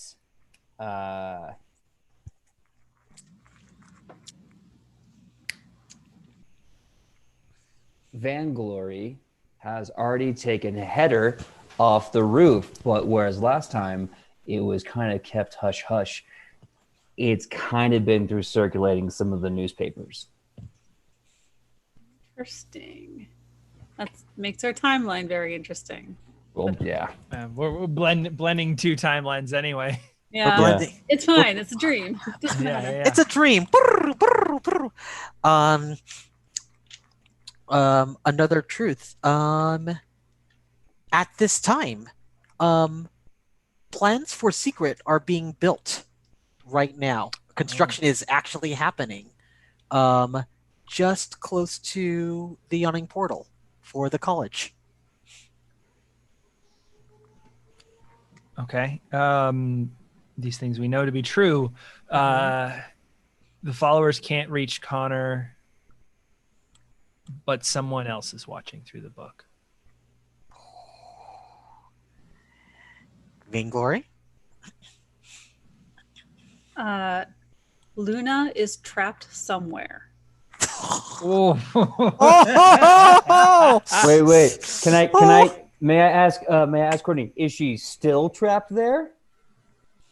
But in this moment, in this Yeah. scenario, Yeah. yes, she is trapped somewhere. Oh, then I know exactly what time this is. Yep, Mm-hmm. I know exactly when this is. It's Okay. homecoming week. It's homecoming week, and that leaves PJ with the last truth that we know to be true.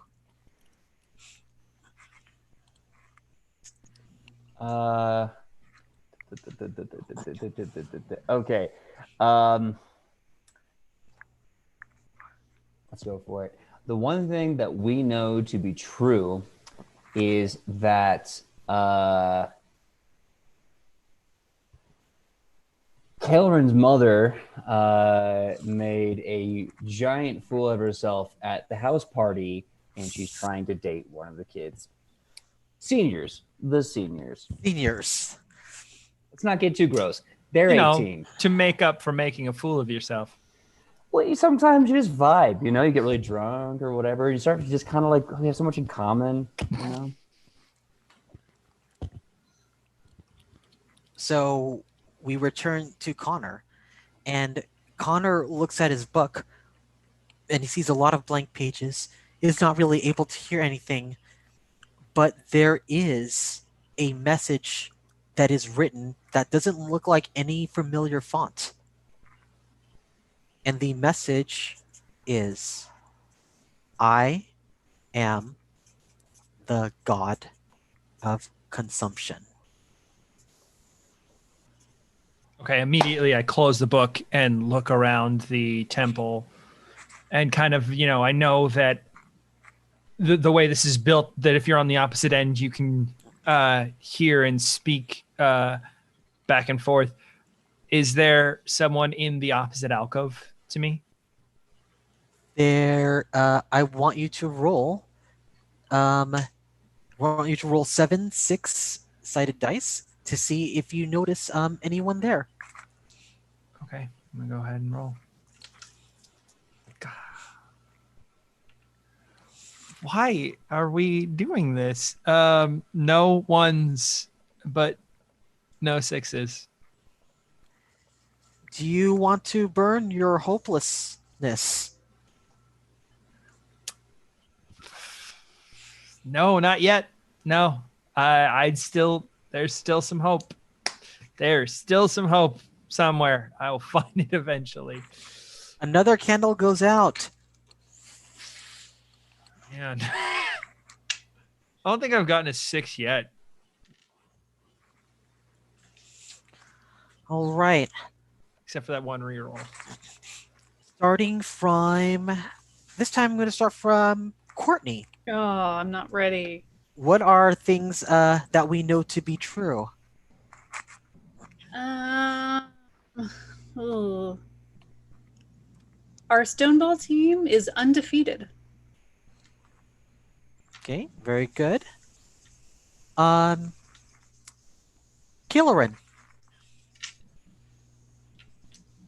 We know this to be true that Sierra is not the head cheerweaver anymore.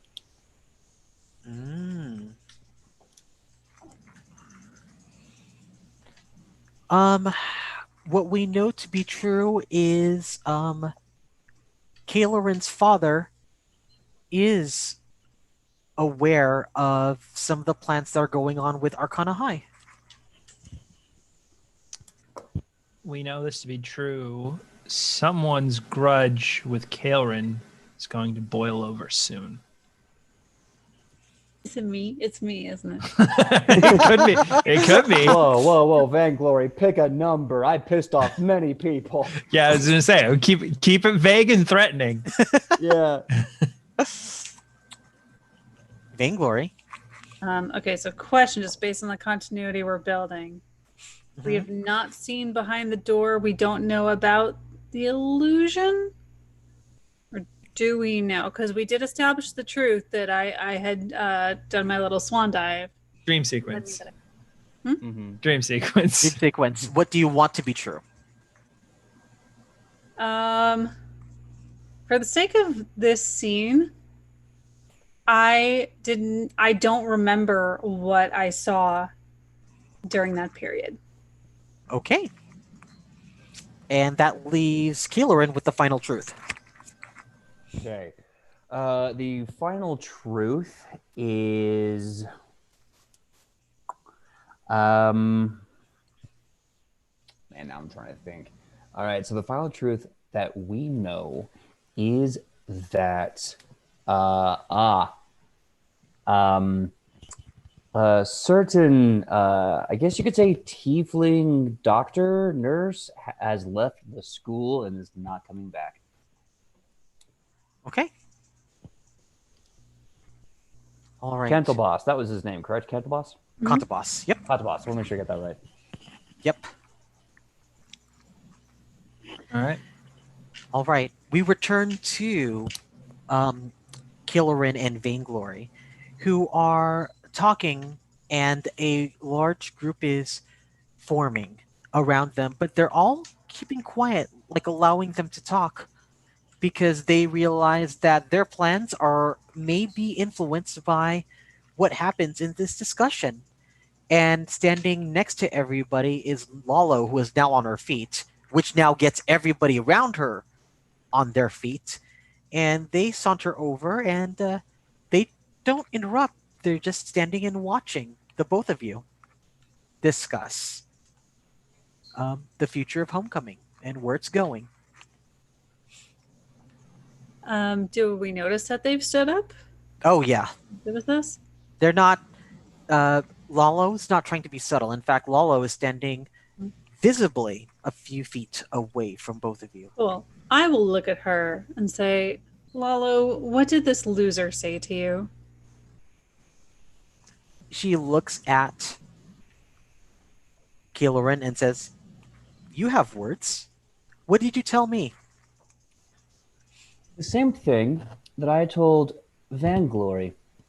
I told her that the people here deserve the best possible homecoming. And she said that that was incorrect. I said, and you even allowed me to speak on this later for further investigation, that we should wait. Vainglory said that that was wrong. What I said was wrong is that you think our school budget comes from homecoming tickets. Lalo, didn't we not discuss this? That, of course, the budget, some of the money that comes from the tickets goes back to the budget to help with other things for the student body? Lalo, isn't like half the budget going into the dance itself, paying for the decorations, hiring a band, all the facilities? Like, we don't make that much money off homecoming. Actually, we do. In fact, for whatever reason, it's been established that we don't have enough money for a budget this year, and I don't know why. So we're going to be relying on homecoming to bring in a budget for the rest of the student council year. However, doesn't mean that we don't have any initial budget, but this is where we're going to start off with. Normally we have a lot more, but our donors have been stingy. So what Kael'ryn is proposing is that we delay it to improve the chances of getting more budget. But I will allow him to present it, but we don't have to be convinced. If he doesn't convince us, then everything proceeds as planned, and we humiliate him, as I have said before, for wasting our time. But if he presents something that makes sense, then it goes to a vote anyway. This is not something I could decide by myself. Democracy is the key to any civility. So I look forward to seeing you guys after school and talking about this. But before I do, I just want to say to everyone here, the rumors have been going around. Let's just stop, take a minute, and really reflect on those feelings that we have with these rumors. What is the fear coming from? Is it the fear that we're not able to provide? Or is it the fear that we may not get the time that we deserve in this facility? we work so hard day in and day out, and we are all giving what we can. So it only makes sense, it only stands to reason that we put forth the best efforts that will be remembered, so we can then pull back from that and create the best year of our life. And I'll talk to you about this after school. As Kael'ryn is speaking, Vainglory, you feel a little vibration in your book Hmm. happen. The book that you have with you jostles a little bit. Mm-hmm. So I wait a moment and say, you learn a bullshit like that from your daddy? And then I I have one that teaches me bullshit. check my book. What's inside?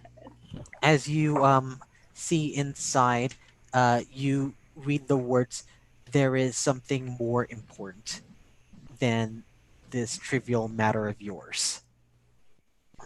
Look, Go, if go to the you... temple." Oh, this is go to the temple. All right. Look, if you two, whatever, just tell me whatever you decide. If I have an extra week, then I'll just make it a better homecoming. Doesn't matter. Or if it happens in 2 days, it'll be an amazing homecoming anyway. I have other things I need to attend to, so work it out. And I'm going to kind of back off and we'll get out. Go to the temple. Konner, you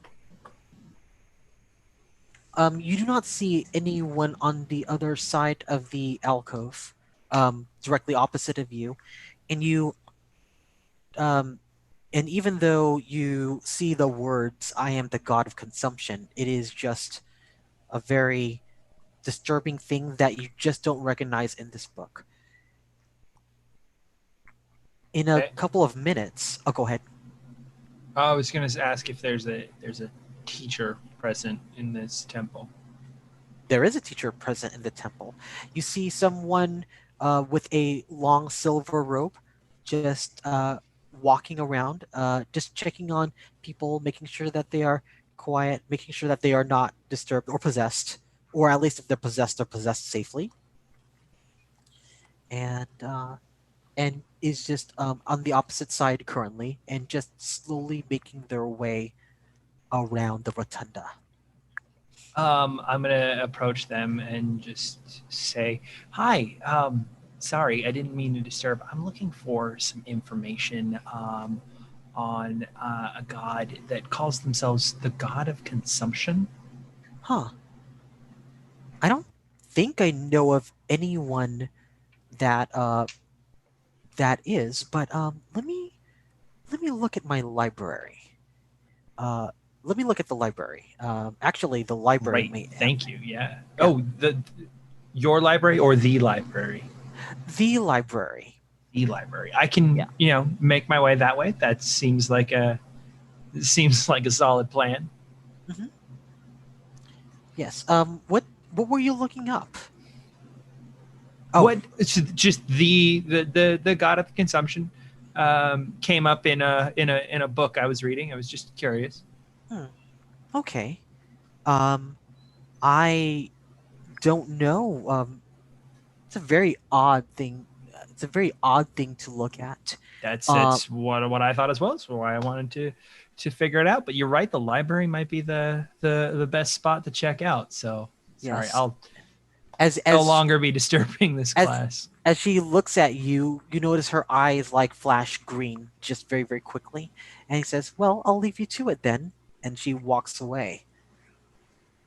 At this point, Vainglory comes in, looking at her book. As she was following the directions written in it, given to her by her patron. Okay. Oh, you're here. Yeah. Did you? Are you? What? Is there? We've talked about this before. You've got a follower of some kind. Is there anybody writing to you in your book?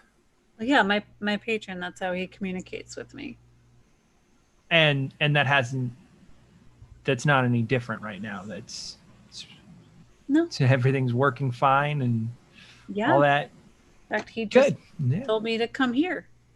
Like, just wrote in the book and said, "Go to the temple." Said there's something important here. Like, Anything interesting happening? As Vainglory looks inside of that book, she sees in a font that is unfamiliar to her, that doesn't look like Alice's writing, "I am the god of consumption." Oh. That's... I am the god of consumption. That's not out. oh crap. And I open the book, flip to that page, and show her the same thing in my book. Written in the same font, exactly the same way. Yeah. Wow, that's the same. I don't actually show him the inside of my book. I think that'd be very wrong. Yeah, that's the same handwriting. Interesting. No one else has ever written in my book before. No one else has ever written in my book that I didn't know about. At least I don't think so. The followers are always good about introducing themselves and kind of self-policing in that sense.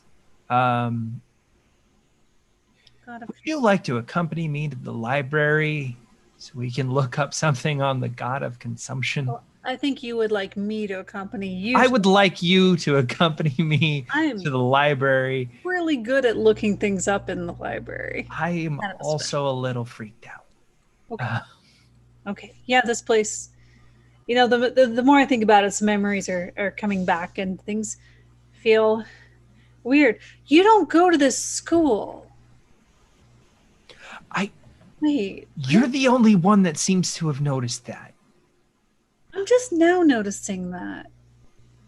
All right. Well, maybe let's not point it out in front of anybody else because I feel like that's going to cause more problems. Whoa, I feel really weird.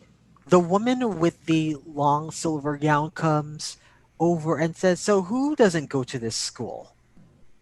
My boyfriend. He's at Vecna Prep. And I told her that's gonna be that's a star-crossed relationship. It'll make for an interesting homecoming dance. I've been trying to come here and pray on it for her, but this is doesn't seem to be working. It's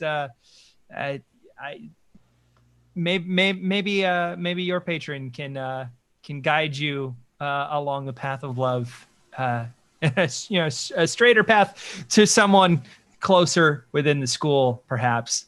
Yeah, we got to go to class, so bye. That we do. All right. Yes. And she says, "Don't let those thoughts consume you." Her eyes flash green, and then she walks away. That's hey, wait, come back here. Come back here. That's the second time that's happened. God of consumption. Let's get out of the temple. We shouldn't be at the temple. Let's go to the library. We'll talk about this there. As you try to get out of the temple and walk your way out, you notice that the structures of the exit begin to melt as if they were made of clay. Who would like to roll to make sure that they're able to leave? I'll roll. Please. Yeah. My rolls have not been good. Roll 6 dice, please. Okay, let me change this 9 to a 6. Again, 2 6s, 2 1s. Okay. So you do 4. Succeed. Balancing out. Well, you do succeed, but you lose 2 dice. As the structure of the door begins melting like clay, both of you just walk briskly without drawing any more attention to yourself, but you do see that the woman looks at you, and you notice like she looks a little older than she should, and a part of her left cheek sags just a little visibly as you walk away. Okay. We leave, making our way through the courtyard towards the library. At some point, when we're out of the temple and halfway across the courtyard, it kind of occurs to Konner, "Hey, VG, that's the one room on campus where people can hear you when you're whispering, huh?" The temple? Kind of, yeah. It's there. There's no carpet or soft things. It's very easy to be Okay. heard. I still think we should go to the library, but Yes. I'm worried about what's going to happen when we get there now. Well, then Yeah. we should go quickly. It doesn't change what we need to do. Meanwhile, going to Kael'ryn. Kael'ryn, you see that Vainglory has left, leaving you surrounded by a bunch of people, a combination of people that either really that feel very conflicted as to like what's the best course of action is. One of the girls that was right next to Lalo said, "Are you trying to ruin homecoming for us? Are you trying to ruin the school for us? You ruiner!" I character that was directed towards me. Yep. I look up and I very sympathetically say, no, I go to the school. I will be buying a ticket to homecoming. Why would I want to waste my time and my money at an event that will not be good? Or I think the better question should be, why am I trying to work so hard to ensure a better homecoming? Why is it that I'm doing this and I have to convince, and I kind of make a broad gesture, those in power that they should be doing the same? I want you to roll 4 6-sided dice. 1, 2, 3. Looks like all these years of arguing on social media has finally paid off. And it did. That is a 6 and no 1s. Okay. She looks at you and says, I don't know why you're arguing. You're just making a big mess of things, and I only have things rented by the hour, so now I have to go back and reschedule all that. It's like, it's just a mess, but whatever." And then she just walks away. I kind of shout up and I say, yeah, like there's no band even. I don't even know if you're renting things by the hour. What's the band situation even going to be like if that's supposed to be by the hour? I mean, that will save money though. Having no band is going to make a lot less overhead worries. Lalo listens to you and says, "You think Vainglory is incompetent enough to not have a band for homecoming?" I know it. Show me. Okay. Let me ask you this. It's not the strongest evidence, but the only thing I have on me right now, has she given you a bill of sales or any form of contract receipt that a band is being paid for their time to present during homecoming? Or for that matter, a DJ. If it was even a DJ, there would still have to be paperwork to suggest that it was official for the calendar and for the receipt. Did she present any of these to you? First of all, I don't know what a DJ is. I'm sorry. It is the type of bard. It's a type of college of bard. Basically, the term is distraction jockey. They make sounds and beats and music to distract you enough to keep you dancing. It's a form of the whisper bard college. You should really look into it. No, but all right. I want you to roll 4d6 to see if that statement is true. Oh no. For those watching, I apologize if by some crazy miracle I invent DJ bards, or distraction jockeys as I'm now calling them. Oh boy. Okay, this is bittersweet. So I do have a 6, but I have 2 1s. Wow. Okay, so we're down to 2 dice. Yep. So So Lalo says, "Huh, good point. Get me Vainglory." It would be my pleasure. All right. Meanwhile, Vainglory and Connor are heading towards the library.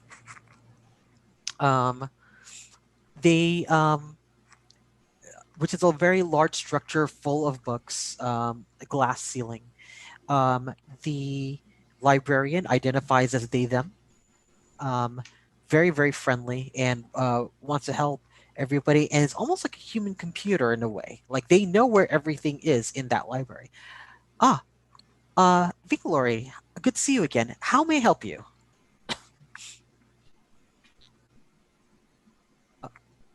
Sorry, I muted myself. Yeah, Forgot. no worries. Oh, good. So, looks very happy to see you again. Oh, yes, good to see you too. We're looking information on gods. Uh huh. Maybe something with like a god of like consuming things or a world eater type of god. You know, anything like that? Or can you point me in the direction of some books? I'm. I think you're probably going to be looking for like evil deities then. Um, Yes. probably demonic entities, but consuming. Yeah, something like that. Okay. Don't. I mean, maybe is it hungry? I guess. Let me see if I could. Let me see if I could figure out which section would be good. I think if you look in the think if you look in some of these annals that don't necessarily have titles, that might actually Oh, okay. Okay. be good. But you could find it in the third aisle, fifth row.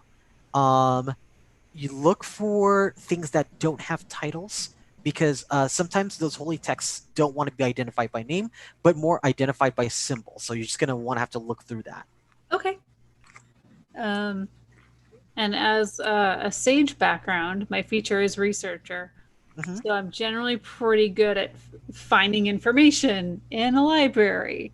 Um, So I'm gonna start looking at these. I want to start looking at the symbols on the books and see what I can deduce from them first. okay, I want you to roll me 2d6. Cool. Da-da. 2 twos. Two. So, Whoa. Whoa. Well, first of all, no. Yeah. so I was about to say, do you want to burn your cunning? But it appears that one of the tea lights has already gone out on its own because it's been burning for so long. Oh, so that's one. That's an aspect of the game. The candles can just go out on their own. Candles could Yeah. go out on their own. Oh, So okay, don't sure. play this by the windows, is what I'm hearing. Yes. Or maybe you should, and it would be a faster game. So that means this other candle now goes out, unless you want to burn your cunning. Now, keep in mind, if you burn your cunning, you only have 2 dice that you can reroll. Right, but this is kind of an important thing, and I'm a very cunning person.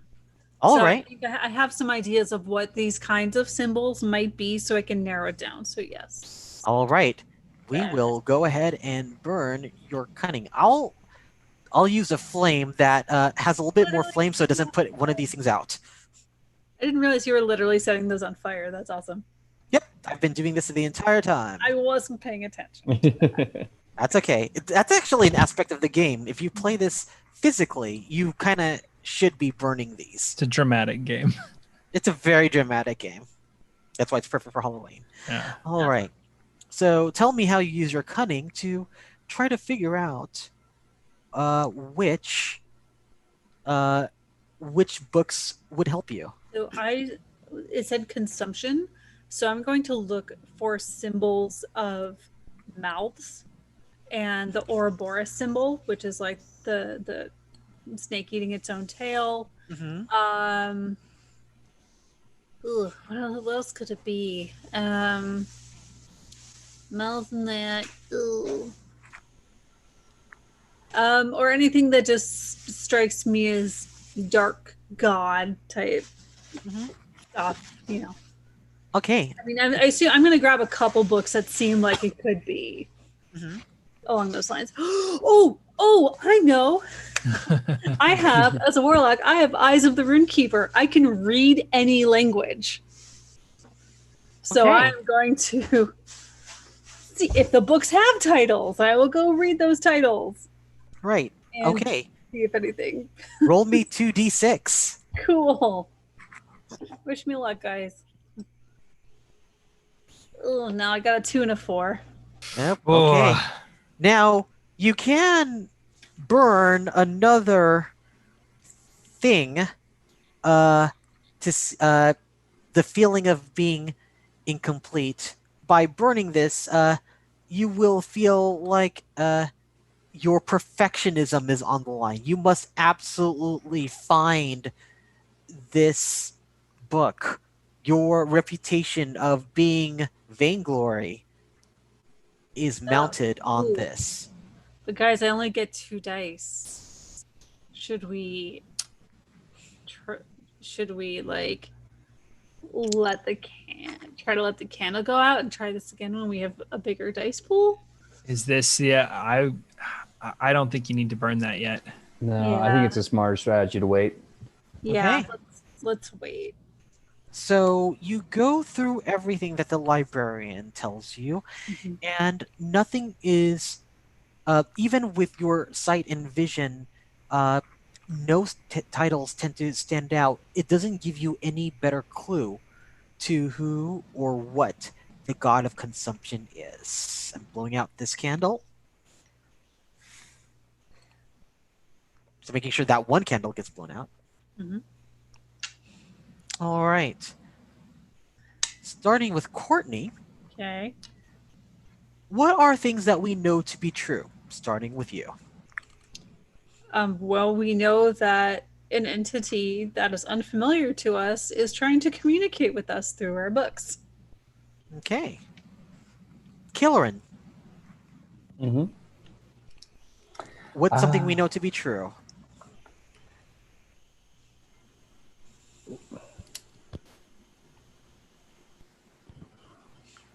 Always bad at this.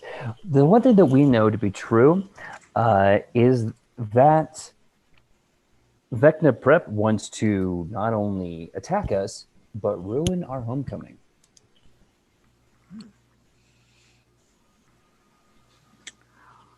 One thing that we know to be true, the god of consumption could be Vecna. Mm. And one thing we know to be true, the faculty member in the temple heard Vainglory and I talking about what we saw in our books. Now, Connor, I Oh. think that priestess in the temple knows something. Yeah, I have a feeling they do too, and I was really hoping we could just find the answer somewhere else, but Yeah, me too. But we've been here a while now, and I haven't found anything. So, time to go take it to the source, don't you think?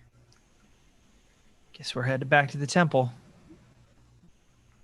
I wonder what Kael'ryn... No, I don't wonder what Kael'ryn is up to. Never mind, let's go back to the temple. As you two head back to the temple, Kael'ryn, what are you up to now? Kael'ryn is going to study treasury notes on the past, basically this year's,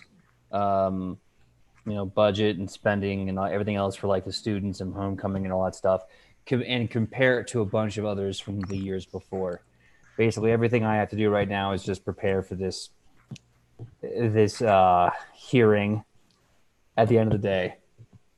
So you go to the student office and you talk to Miss Secretary, the person who's always there, and you ask for the student budgets and the treasury notes.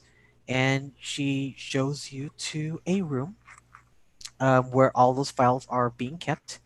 And she says, "Keep the door open, please," as you look through that. And she leaves you alone. All right. So I'm looking and I'm trying to see if there is basically just compare numbers to see how we're doing this year, how everything's been going on, and how we've been in the past. Go ahead and roll me 4d6 to see if you find the things that you're supposed to be looking for. Okay. Come on. All sixes. All sixes, no ones. Got a 6 and a 1. Okay. So you do find something. What do you find? Okay, so I find that sure, let's just hand this to myself. I find that this year actually we're doing terribly as far as budgets are concerned for our student body events, fundraisers, and everything else compared to literally the past 3 or 4 years. It's a significant number. Mm-hmm. Okay. So you find this pattern. Did you say what do you believe the source of this dwindling resources to be? I believe it is in the student body's kind of cynicism and lack of interest in after school activities and events. Okay. So as you are looking at that budget, you find that a lot of the budget that is allocated throughout the student council, at least within the past year, a lot of it went to student government, and a lot of that, some of the expenditures were just considered miscellaneous. So they weren't exactly filed under anything that could be tracked. I'm so sorry, Master. May I add one more thing? And no is fine. I can shut up. Okay. I did find one project under miscellaneous that may have been rooting money out of the student body and the student government into a quote unquote special investment fund. Mm-hmm. Okay. So you do find that. You also find a random note that does not seem to belong to any of the paperwork that's in the treasury. The note says, in a font that you don't recognize, "I am the god of consumption."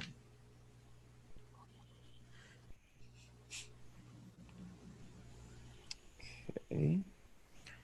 It's so weird seeing just PJ's shoulder by itself. Ooh, hold on. Now it's just my head. There, wait, I'll make it happen. He's been taken by the god of consumption. I've been consumed by the virtual background of consumption. He's behind you all along.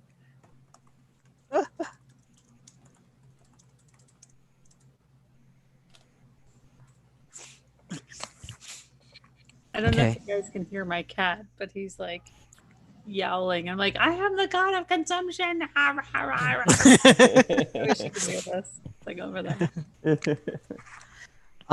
Meanwhile, I'll jump back over to Vainglory and Konner.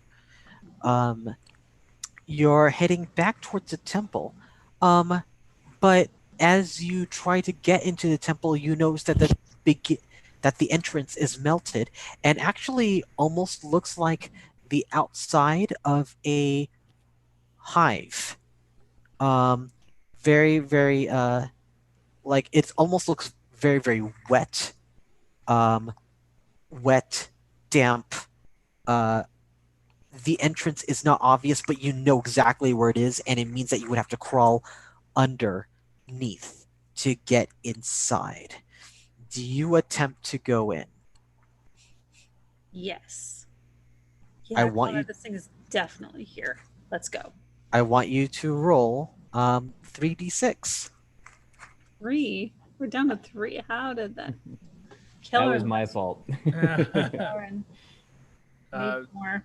Are No. we rolling individually? Choose between you two. Oh, actually, let me do this. Both of you roll. If you get a success, you can get in. If you don't get a success, you can't. I got neither. It's on you, Connor. Alrighty. Find a way. You can do it, buddy. This is your time. This is your. Oh, okay. I got a 6 and no ones. Oh, Okay.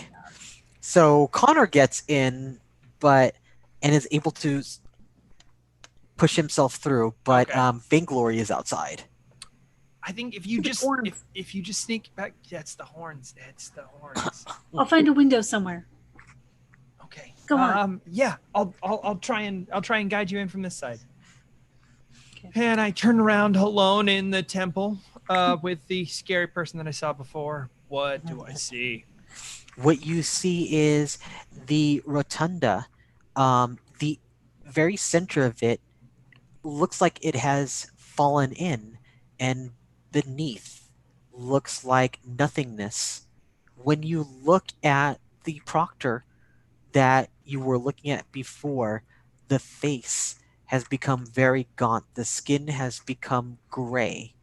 The hair is white and frizzy, and the face looks skull-like. And, Still here? huh? Any of the students still here? The other students, when you look at them, also all look gaunt. They all are very, very skinny with the skin hanging off of them. With some of them, their eyes look like they're not there or rolled into the back of their head. Their mouths are gaping maws. And I need you to roll 3d6 to see if you have the courage to stay and talk. Okay. A 6 and a 1. Okay. So just walking up, much more confident than my last character that I played in this school. Hey there, how you doing? You're looking a little. Can I get you a glass of water or something? Maybe some for the rest of the students here. You're looking a little parched there. As she talks, her mouth barely moves, and you hear this very bass sounding speech that only says, I am the god of consumption. And her mouth opens very, very wide. And you are doing a fantastic job of it. I am, while engaging them with conversation, I'm going to be clocking them a little bit to make sure their back is to the first window I see on the side that Vainglory was heading, to try and make sure that their back is to where Vainglory is going to be coming in.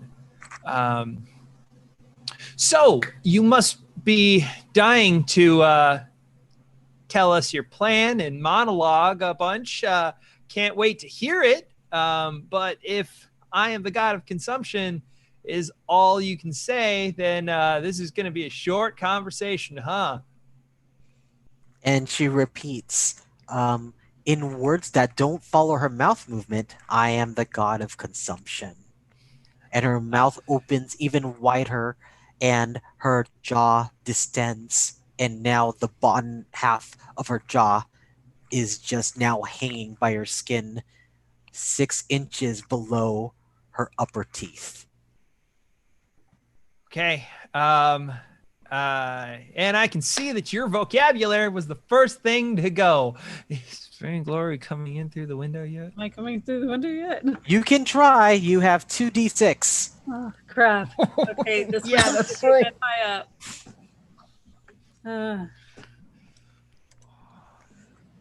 No, and I got a 1. Any Would- sixes? No, No. Oh. got a 1 and a 3. Would you like to burn this incomplete your perfection, your sense of perfection on a reroll, or do you want to let this candle inspire? How many candles do we have left? You have 4. Or Yeah, let's let it expire. It's fine. Okay. I need to get in there. Gotta probably have to rescue Konner. And Oh. another candle goes out.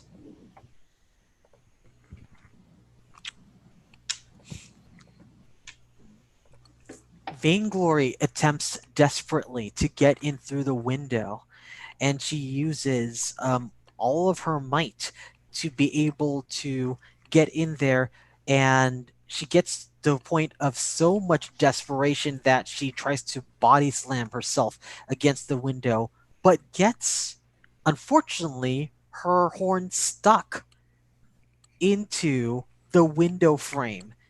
So the only thing she can do is watch Konner talk his way out of the scenario as the proctor approaches him and the mouth gets wider and wider. The hole in the room begins to get deeper and expand. We have 3 candles left. I'm going to start with Vainglory. Vainglory, what do we know to be true? The Konner's in deep shit. The deepest. I know that if I can get into this room, I can rescue Konner. Okay. Kael'ryn, what do we know to be true?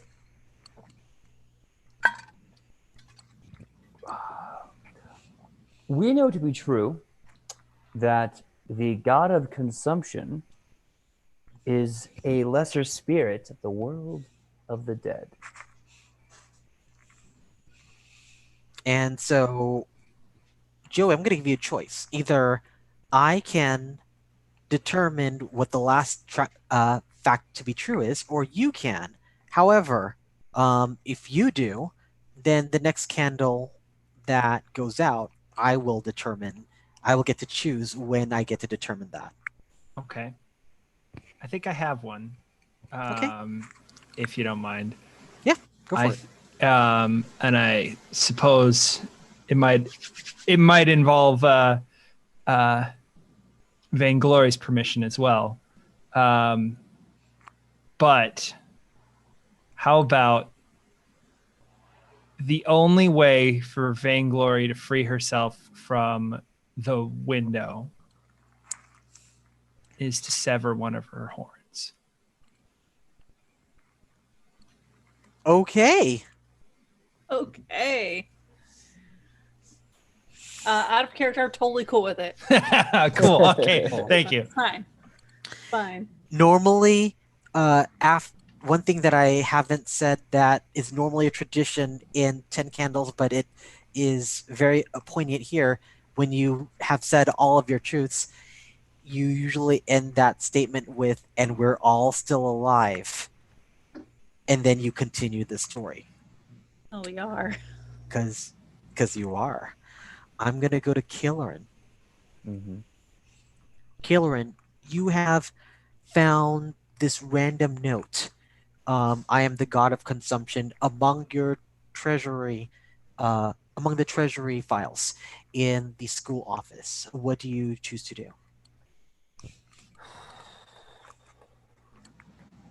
Okay, so I'm going to take every bit of the information that I've copied down. I'm going to copy the note, and I'm going to leave the treasury information there. In fact, no, I'm going to take the actual note that says something about the consumption. And all my information I've copied down about the treasury spending and blah, blah, blah, blah, blah. And I am going to march straight to Lalo. And I'm going to be waving this note. Like, I got a file. And I'm like, who is the... That was also from our home game. Holy crap, I forgot about that. Wow. I actually have notes in my notes from 2 years ago going, you have a file. And I'm like, I got a file. D&D players get so silly. So I'm running around like I got a file, and I find Lalo, and I'm like, I got the file, and I need to know right now why, under miscellaneous spending, I found the god of consumption. I figured there'd be All right. to talk to than you. So, first of all, you have to leave the office. Oh no, totally. I went marching after Lalo. Yeah. Sorry. All right. I thought I said that. My bad. So, as you leave the office, you walk down the hall. You walk down the hall, and you see Miss Secretary, and you see that her eyes just flash green, and parts of her face start melting.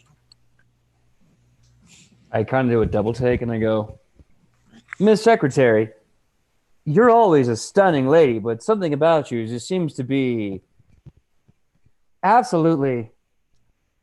Your damn face is melting. Are you okay? And as she speaks, I feel I am the god of consumption. Miss Secretary, today's a bad day. I'm gonna go talk to some other people. Unless you'd like to show me, god of consumption, where you are. I don't think you're really Miss Secretary. My apologies, god of consumption. And as she continues to talk, her lower jaw distends about 6 inches, as if it had fallen off from the top half of her face. I want you to roll 3d6. Why only 3? Oh, because there's 3 candles maximum. Yeah. Yes. That makes more sense. I don't know why I kept thinking we went back up. No, if we lose a candle, we lose a die. That's why the game accelerates really quickly at the end. Okay. Yeah. I understand the game now, I think. Which is perfect because it's the last thing that we should be rolling. We only have 3 candles left. 1, and nothing else. Now you can choose to reroll using your vanity, because you are vain enough that you don't want to end things here. Do you choose to reroll being vain enough? So if I use that card, I lose a part of myself, but there still will only be 3 candles. Is that correct? That is correct. Okay.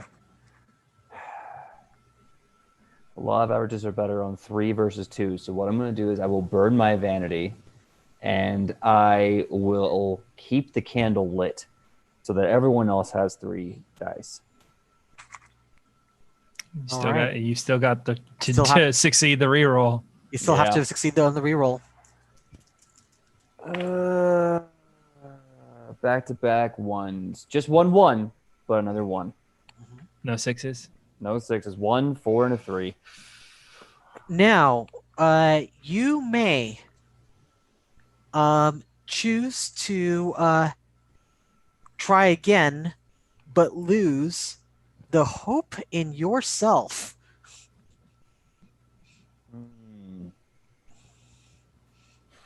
You may try again and tell me how this hurts you that you can't leave immediately. Or you could let a candle go out. This is the worst part because I know what PJ would do and I know what Kael'ryn would do. Okay, especially now that he's lost all loyalty he's had. Screw it. I will burn my hope. I'm going to burn the hope in myself, in my future, for this reroll. All right. Oh man, this game writes itself. I love how this always. Oh, this is cool. So, all right. With 2 5s and 1 6, I just kind of drop all my notes. Everything about the possible expenditures, potential embezzlement. I drop all of my paperwork on the treasury that I've been preparing for this counter argument, and I walk up to Miss Secretary, and I look her in the eye and I say, Miss Secretary, calling yourself the god of consumption is a very serious thing when your face is melting and your jaw is 6 inches off your hinges. Why are you the god of consumption, and where can I find you? As you speak, something within her still manages to respond without saying the same words, and says, I am not the head. I am not the head. Then show me where the head is. And she takes her hand, pulls on her face, and the skin comes off the front, peeling as if it were a mask to reveal a very gray but shiny skull with glowing green eyes.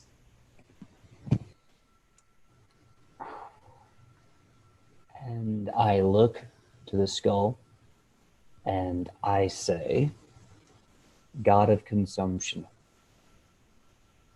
what will you not eat? And what can I do for you? You don't get a response from her, as after she delivers that message, the body falls over dead like a corpse.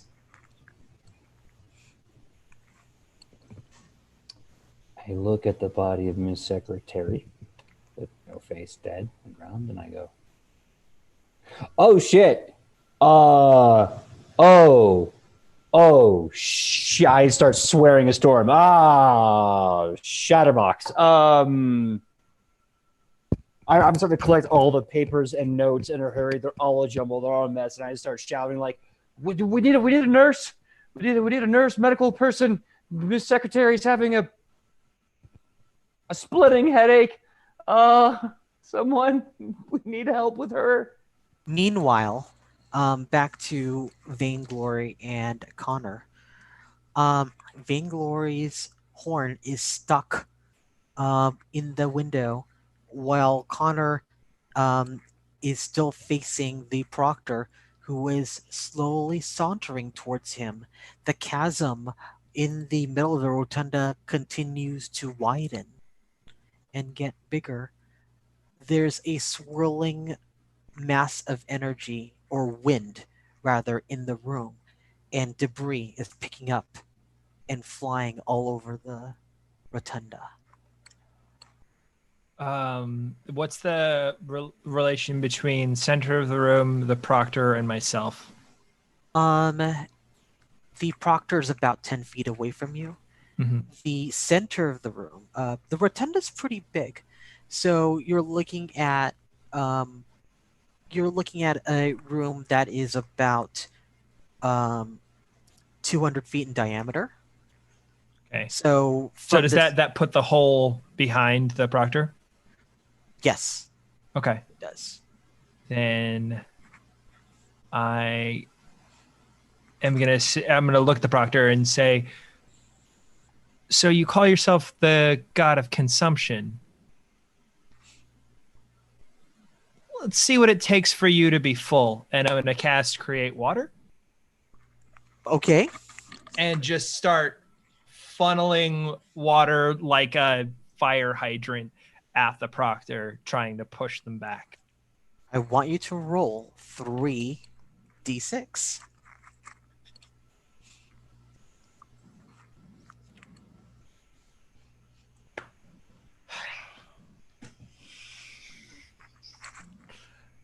No successes. Would you like to burn your hopelessness? So just so I'm clear, Mm-hmm. traditionally the reroll is rerolling any ones, and I don't have any ones, but we've been doing it as like a full reroll. Yes. Okay. We're changing it differently. So Gotcha. Yeah.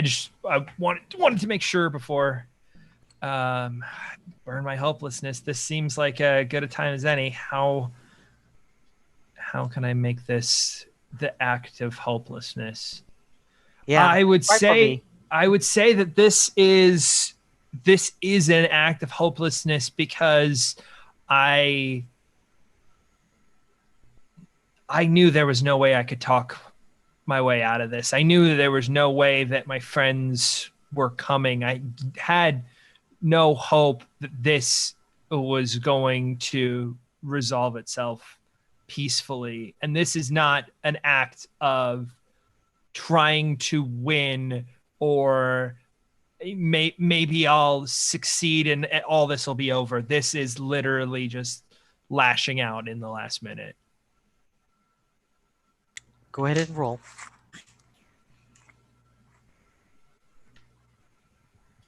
Nope.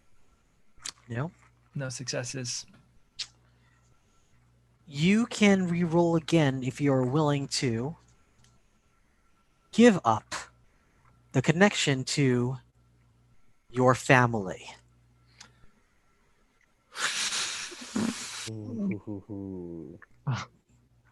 How important is this family to you? Or will you let the candle go out? I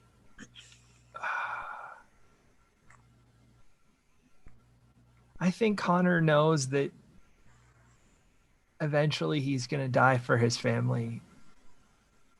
He just didn't think it was going to be this soon. And I think because of that knowledge, because of the unique position that he's always been in, or at least been in since he found out, that I don't think there's much of a fate that he can have that would let him abandon his family. So I'm not gonna burn it. I'll let the candle go out. The candle will go out. We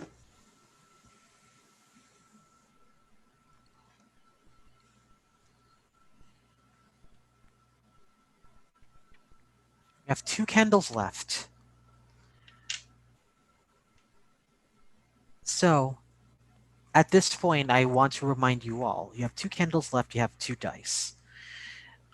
We are almost near the end of our adventure.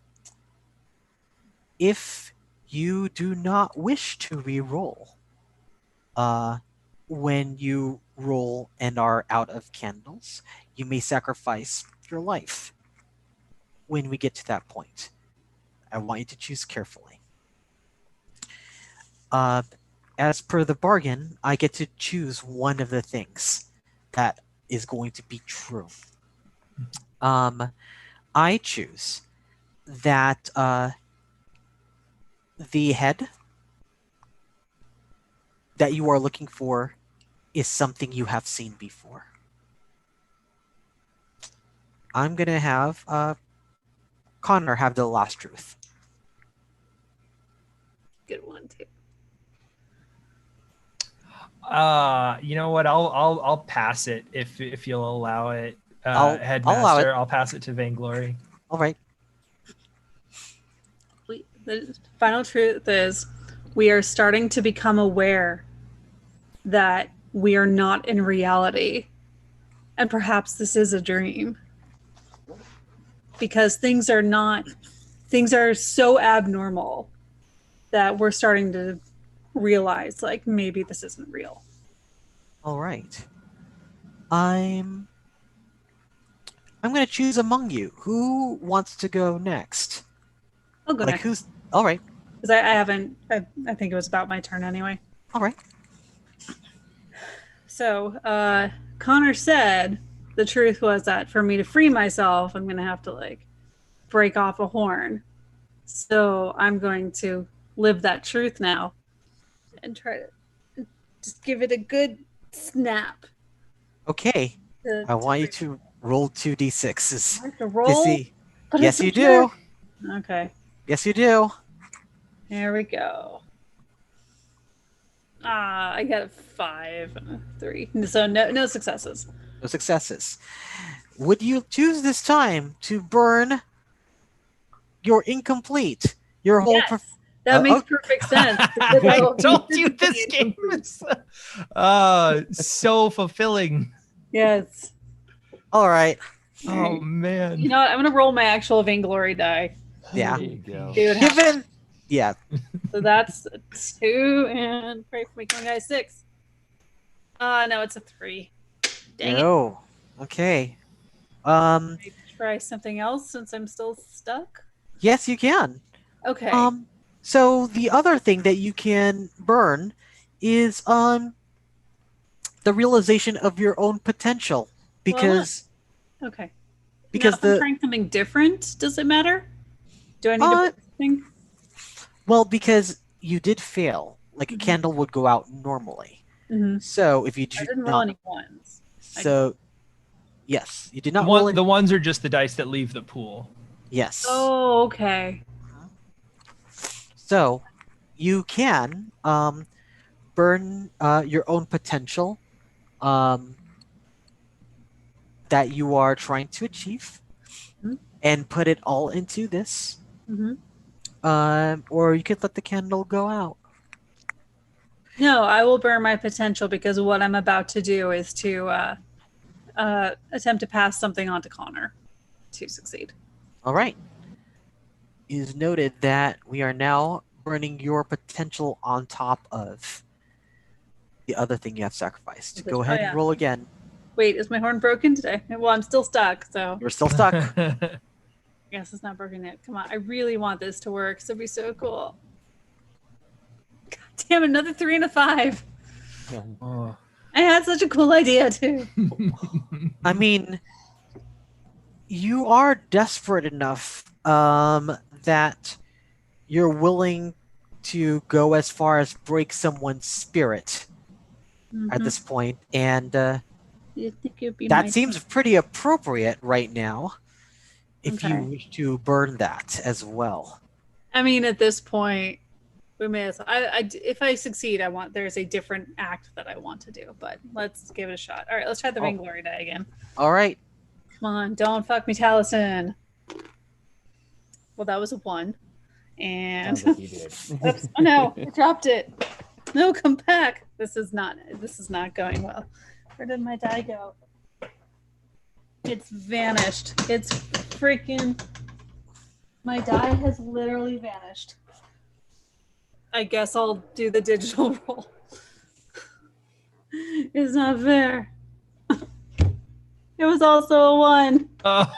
Oh, God. Failed so horribly in trying to do the cool thing. I guess you have to wait till the game is over. That sounds like high school. Yeah. And that sounds like D&D. It's like rule of cool. That the dice don't care. Rule of how cool. cool So- it I is. did not care that I was trying to be cool. so the candle could go out, or you can narrate your own death. Oh hey, I found the die. I literally just put my hand on it. Let's let the candle go out. All right. I don't want to die stuck in a window. I feel like I can do better. Okay. I That's deserve a that. perfectionist talking. I'm yeah. Vainglory. Uh, Oh, damn it. We have one candle left. Look, everyone. I'm going to let you all decide among you whose scene this is, because they only have this one die. well, first, do you want to do the last truth, Headmaster? I will allow one of you to determine the last truth, because actually I'll do it. This will at least give you something. You've seen this head before because it is the talisman of ultimate evil. Ah.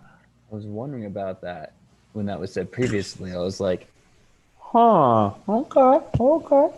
Okay, you now have a better idea of what to go for. Let's see I'm going to allow you all to figure this out. You have one candle left, and just for a heads up, Vainglory has no more rerolls. Kael'ryn has 1. Konner has 2. And technically the last reroll is your own life. Hey, baby. I hope Kael'ryn comes out to try to help us. I would try. I mean, I am looking for you guys. Well, I'm looking for the god of consumption. Let's just go with Kael'ryn as the scene. Okay. So Kael'ryn comes out of the student office after having dealt with Miss Secretary who just melted. He was screaming for assistance or medics or nurse, and no one has come because, as we have established in the previous truth, Contabos is no longer in the building. That's right. I felt that the minute I said that, I'm like, surely there's like someone else. Probably not. Okay. So Kael'ryn running to where he believes he's going to find Lalo. Starts kind of putting all the pieces together in his head, and he has this strange epiphany. He's starting to realize this is a dream. He's realizing that what he saw was the pendant, the talisman of ultimate evil. He's realizing that this is all just this weird, hinky thing that he's kind of experienced before in the past in high school a little bit. And he just kind of goes, wait a minute. And I'm going to mentally try to will myself to wake up shouting, damn it, Mirt, that stupid talisman is in my head, in my brain. I'm not saying this out loud, but it's in my brain. Okay. I want you to roll 1d6. Here we go. Come on, be a 6. What did you roll? I'm going to show and not tell. I rolled a 1. Boy. Oh, this is how I die. So, interesting. The last reroll that we have determined for you is what are you capable of? And the thing that you said at the very beginning, not gonna lie, reaching into your sleep and taking dreams from others is literally what you said. I will take your dreams from you. Yep. I am, as your DM, so shocked. I will allow you to roll twice because there is no way you could have planned this. Oh my god! So realizing this is a weird comeuppance, I am definitely gonna burn my ability to easily go into people's dreams and take their dreams and livelihood from them. And I'm gonna roll again. Let's see what happens. Yep. Okay, it's a 5. It's not a 1, but it's not a 6. It's a 5. Not a 6. Yeah. Not a 6. These extremes. Yeah. God, man, a 6 would have been epic right there. What did you roll? I rolled a 5 on the die. Just a Again? 5. Oh, I rolled. I'm gonna try again. Yeah. Now I rolled another 5. Spacer Beast. Spacer Beast. Oh, my drink is empty. Yeah, Wow. Same, but So you try to will yourself awake, understanding that this is a dream, that you're willing to go into other people's dreams and shake yourself out of it. And yet, it doesn't work. You're still here, forced to deal with this reality, which it isn't. I'm going to go to Konner right now. Konner, you see before you the proctor slowly approaching you, jaw very unhinged. It's now dangling a foot below the pallet. my create water spell gives me 10 gallons, and I have a feeling I'm starting to run out Yes. on that. So you try to do that, and it just goes through her. It does not really prevent her from approaching. It does not push her back. It just makes her wet and mildewy smelling Okay. now. And I'm just gonna continue blasting until there's no water left, kind of backing up with every step, seeing Vainglory in the window trying to free herself, kind of thinking that maybe there's a chance that no, I've already burnt my hopelessness. No one is coming to my aid. This is just me. There's no family in the book anymore. There's no followers. There's no one that I can lean on for this. So That's kind of what's running through Konner's head.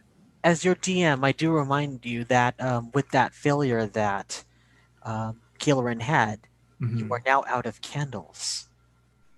So the only person with any rerolls who can do anything and can stop this is going to be Konner if he's willing to sacrifice, or Kael'ryn or Vainglory if they're willing to destroy themselves. Like, is it a sacrificing myself to succeed at something, or sacrificing myself to just have a role? What it would mean is that for you to, you can name an action and succeed, but you will die at the end of it. No, I'm cool. We're going to do that for dramatic effect. Yes. I'm ready. I know what I'm going to do. Okay. Well, yeah, go ahead. Okay. So as I'm starting to realize that this is a dream, and I will eventually wake up and be okay, even though part of me still like, no, this is real and awful and everything bad is happening, because in real life, I can't even tell when I'm dreaming. I still think everything still feels very real to me. So sometimes like things don't quite happen in order, or things just kind of randomly happen. I yell, Konner, you're holding the broom, and the broom is in his hand. And then as it happens, as the temple is collapsing, like the window kind of comes in and crushes Vainglory. So Vainglory breathes a broom into Konner's hand. It's broom. The broom. As she gets crushed by the weight of the structure collapsing upon her on the rotunda. And she breathes no more. Okay.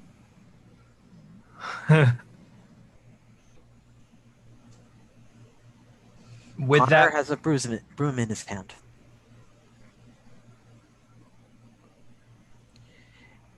Okay. With that broom in hand, I see the hole in the rotunda bleeding down into the underside of Waterdeep. And I think of the fact that this talisman is what is causing this. I think of where that talisman came from, where I know it was in this period of time that we seem to be in, which is before the events of this night. It was in the Yawning Portal. Another place where I have seen a hole in the center of a room leading down into the underside of Waterdeep. And I'm going to take that broom, and I know that looking up at this tower, Vainglory couldn't get through a window. I probably won't be able to fly out through a window. I'm going to fly down into the hole, hoping that I can find a way for it to connect to the entrance to the Yawning Portal. Okay. Konner, I'm going to offer you something to think about. For you to attempt this, and for It's a that lot. to be, It's a it, lot. it Yeah. is a lot. So it will require giving up your family, but I will give you one of two options. One, you can roll 2 dice, hoping that one of them will be a 6, Okay. or you can roll 1 dice, and your result could be a 5 or a 6. Okay. I will go with 1 dice at a 5 or a 6. And And it will give you narrative control. okay.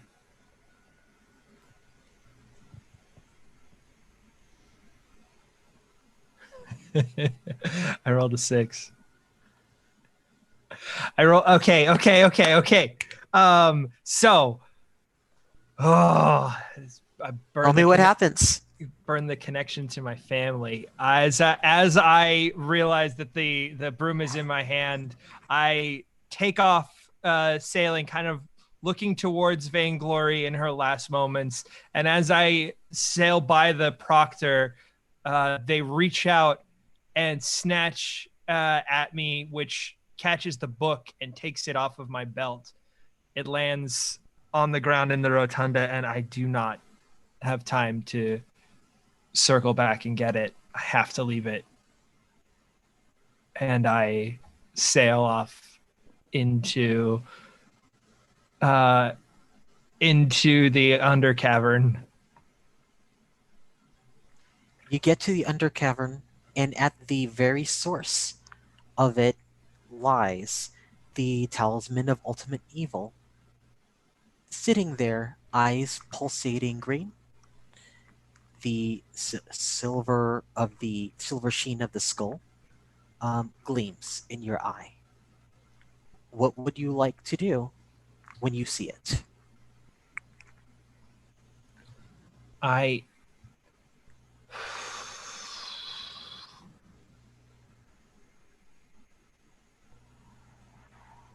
Okay.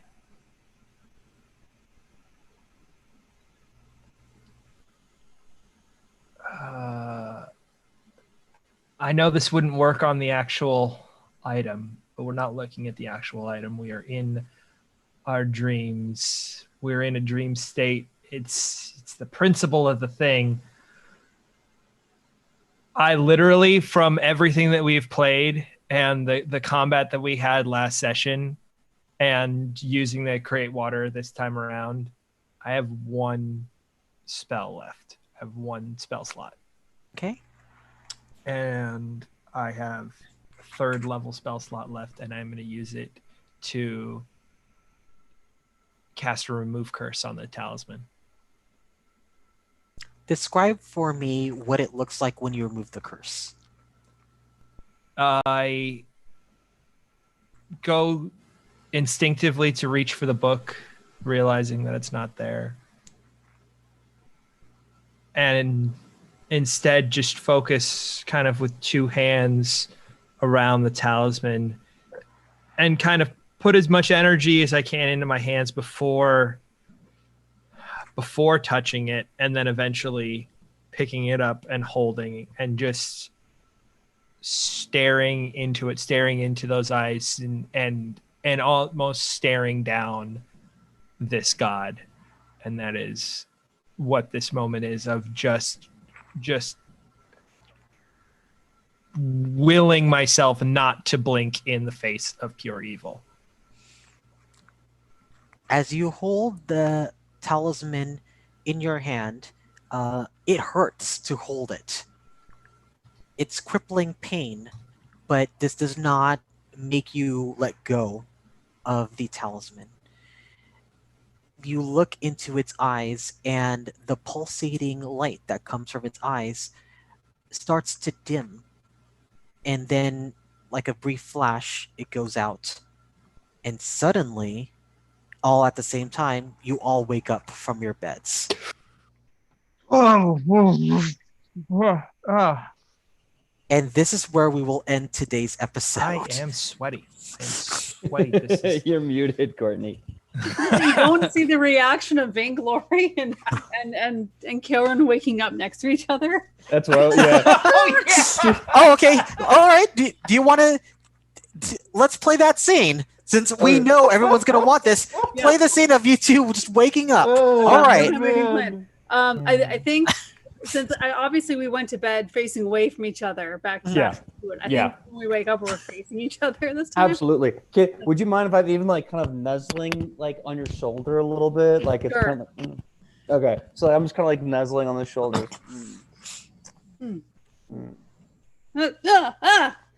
Oh God. Why would you put your shoulder on my face? Why would you get out of shoulder? Get out of the bed. Get out of the bed and take your tail with you. I clumsily get out of the bed. I'm like, right, we're at the look. Nothing happened. Nothing. No, Just of course slept. not. No, of course we just slept. Look, the bed's kind of cold. Do you want a second chance to not be weird? No. And I'm going to go back throw to a my pillow room. at her. I'm like, get out of here then. It's so weird. I'm gonna go back. I can't have people seeing me walk out of Kael'ryn's room in the morning. You want to disguise self-spell? I can do the whole that. time. What is not self? Never mind. We're gonna say just as a DM that you got a full night's rest because that was an excuse to do so. And again, thank you all for watching us play our own contorted version of 10 Candles. That was super fun. That was a lot of fun. I feel like I want to kind of do more things like this with the game. But let's have you go all around and say where people can find you on the internet. Let's start off with Joey. Joe, where can people find you on the internet? Hey, I'm Joey. Thank you guys so much for watching. This was tons of fun. You can find me on Twitter and Instagram, Joey Rasool, RASSOOL. You can also see me occasionally on an automotive channel called Donut Media. Check it out if you like car stuff. And yeah, this was super fun. All right, Courtney. Hi, I'm Courtney Craft. You can find me on Twitter at @TheAnimeGoddess. You can also find me on YouTube under Wicked Reflection, where I play the hurdy-gurdy. It's pretty freaking cool. Nice. PJ. Everyone, I am PJ. You can find me everywhere on the internet at pj.magaw. I have my own Twitch show called Nat20 Productions Official. You can find us here on Twitch. Tuesdays at 3:30, we have At the Table, where we discuss about character building and all the really cool like Pathfinder books coming out and all the cool stuff you can build with it, like characters, organizations, worlds. And Wednesdays at 8 p.m. Pacific Standard Time, we have Edge of Legend, which is our big flagship Pathfinder homebrew world. We just wrapped up an entire month of Halloween shows. And if you're curious about how they went, it was survival, death, creepy, eldritch horror, and you can find them on YouTube. Just YouTube, Edge of Legend, and you'll find us there. And we'll see you next week where we start back on the main storyline about what happens when orcs and goblins work together to go to a full-out world war and who can stop them. So yeah, that's what I'm up to, and I hope to see you there. All right, and I'm Ryan Omega. I am your headmaster and DM. Tomorrow, I will be playing a game on twitch.tv/gildinglight. That's spelled GILDINGLIGHT, light. And so I will be playing a game that is DM'd by Impact RPG, and it is actually a 25-hour marathon. I will not be playing all 25 hours. But they will be playing a 25-hour marathon for Halloween to raise funds for the charity Extra Life for Kids. And so I will be taking the first shift, playing Kino the Bard. It's the reason why I dyed my hair, so my hair is purple, not blonde right now. But I kind of like it, so I might just end up keeping this. And yeah, I'm so excited to be playing for charity. I think it's like the first time I actually played for a charity like D&D, and so I'm looking forward to playing, to entertaining, and let's see if we could survive the Curse of Strahd. That's why it's going to be a long game, because we're going to play entire Curse of Strahd in a game, and I'll be there for the first leg. So again, if you want to check that out, that starts at 9 a.m. Pacific Time, 12 noon Eastern Standard Time. on Guilding Light. All Very right. cool. I know. Thank you for joining us. And I believe we are going to raid. What is it? Booty mashup. Booty Booty mashup. mashup. We're gonna raid Booty Mashup because Booty Mashup, and say hi to them for us. And until next time, class dismissed. Bye. Bye. Bye. Oh, my arms are going invisible. I know. Oh no, I'm just a head. You're Oh, going. just You're going. I'm easily amused. So many parts of you were disappearing during stream. I was like, wait. Yeah. I'm just gonna drop.